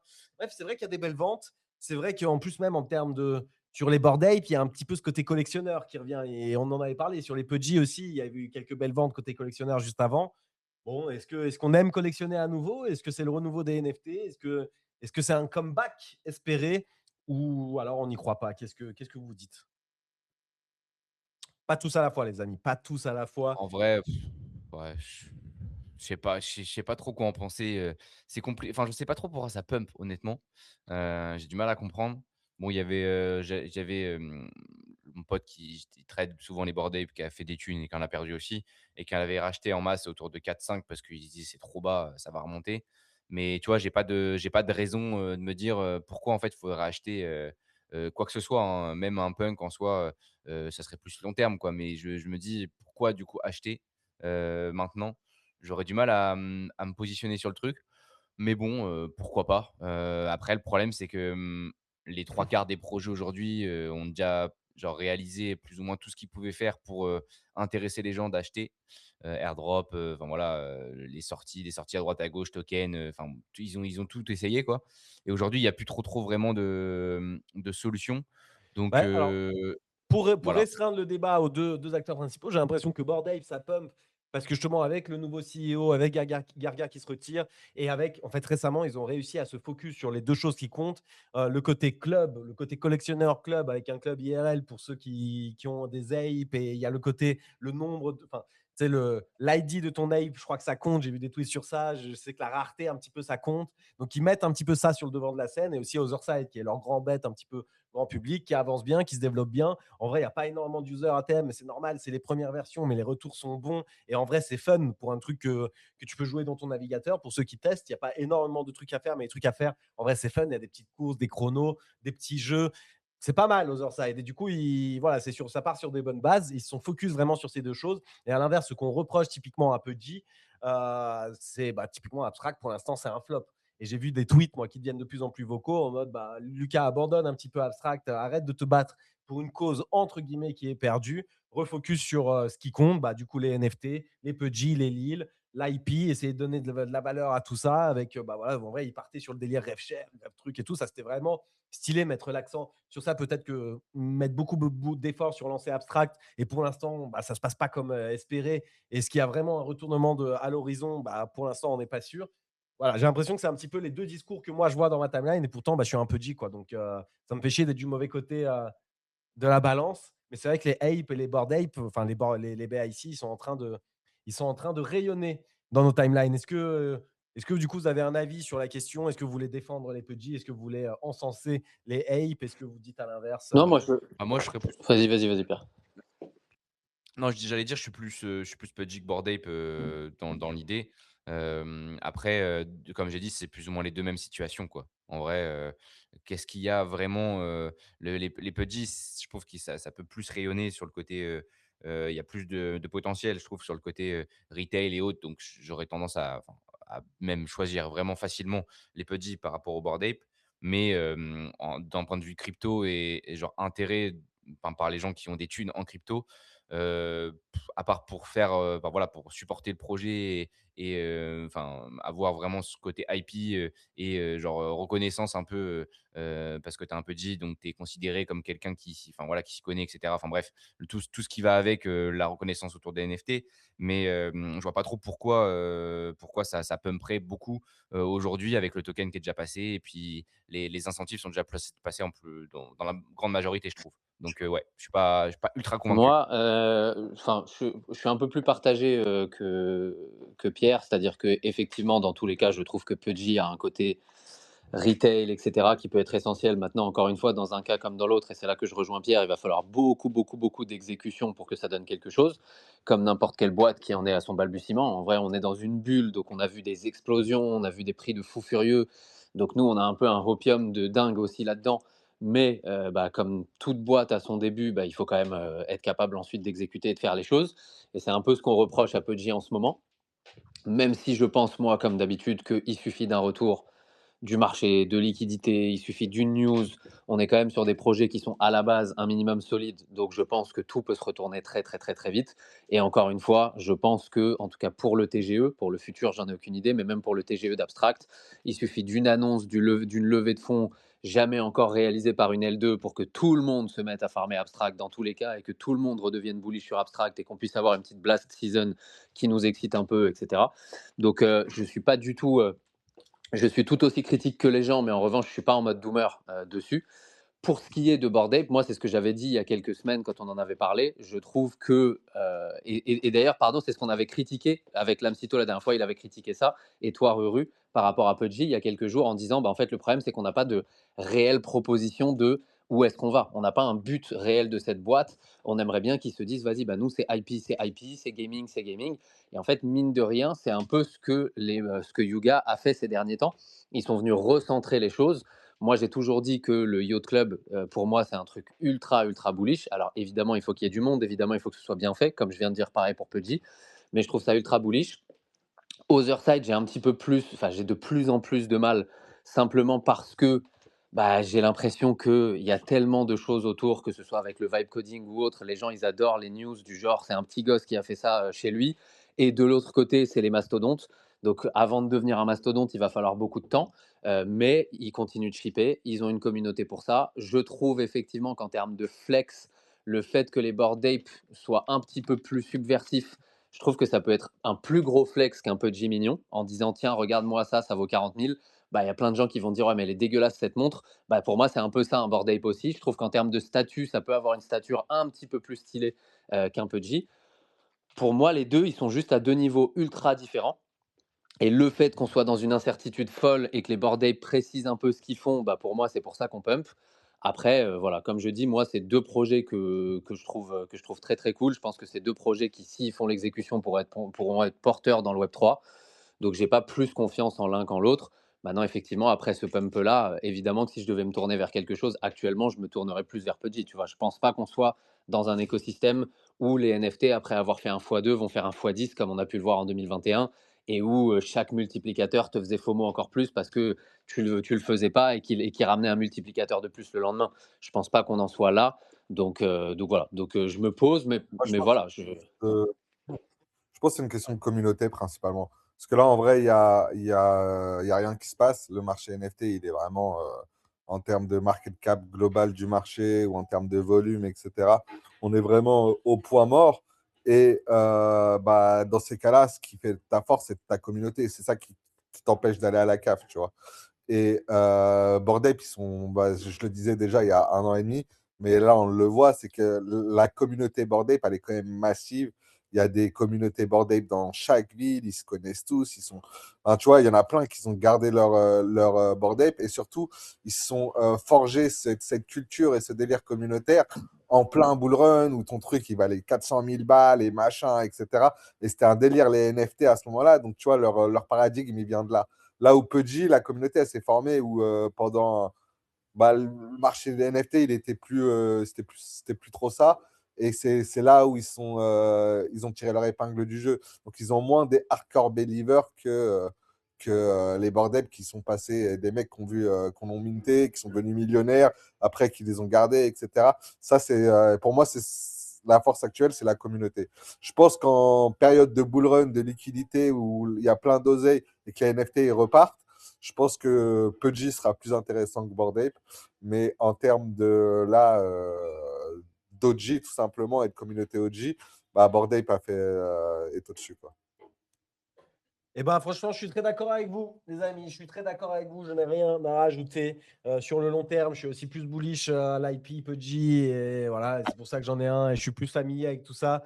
Mais sur le court terme et l'exécution et la communauté, bon, bah voilà, Bored Ape, ils sont sur le devant. Donc, c'est toujours bon pour les NFT. On verra où ça nous mène et on continuera de suivre ça avec attention. Merci, les amis, pour ce space. Je ne sais pas si vous avez quelque chose à rajouter. Sinon, eh ben, je vous propose qu'on se retrouve demain pour un nouveau Small Talk à 8h30. Merci à tous ceux qui nous donnent de la force à base de RT Like. Il y a un giveaway. Demain, il ne faudra pas oublier de faire le tirage au sort. Donc, n'oubliez pas de RT Like ce space pour gagner $50 de la poche de Pierre. Passez tous une bonne journée en rêvant de ces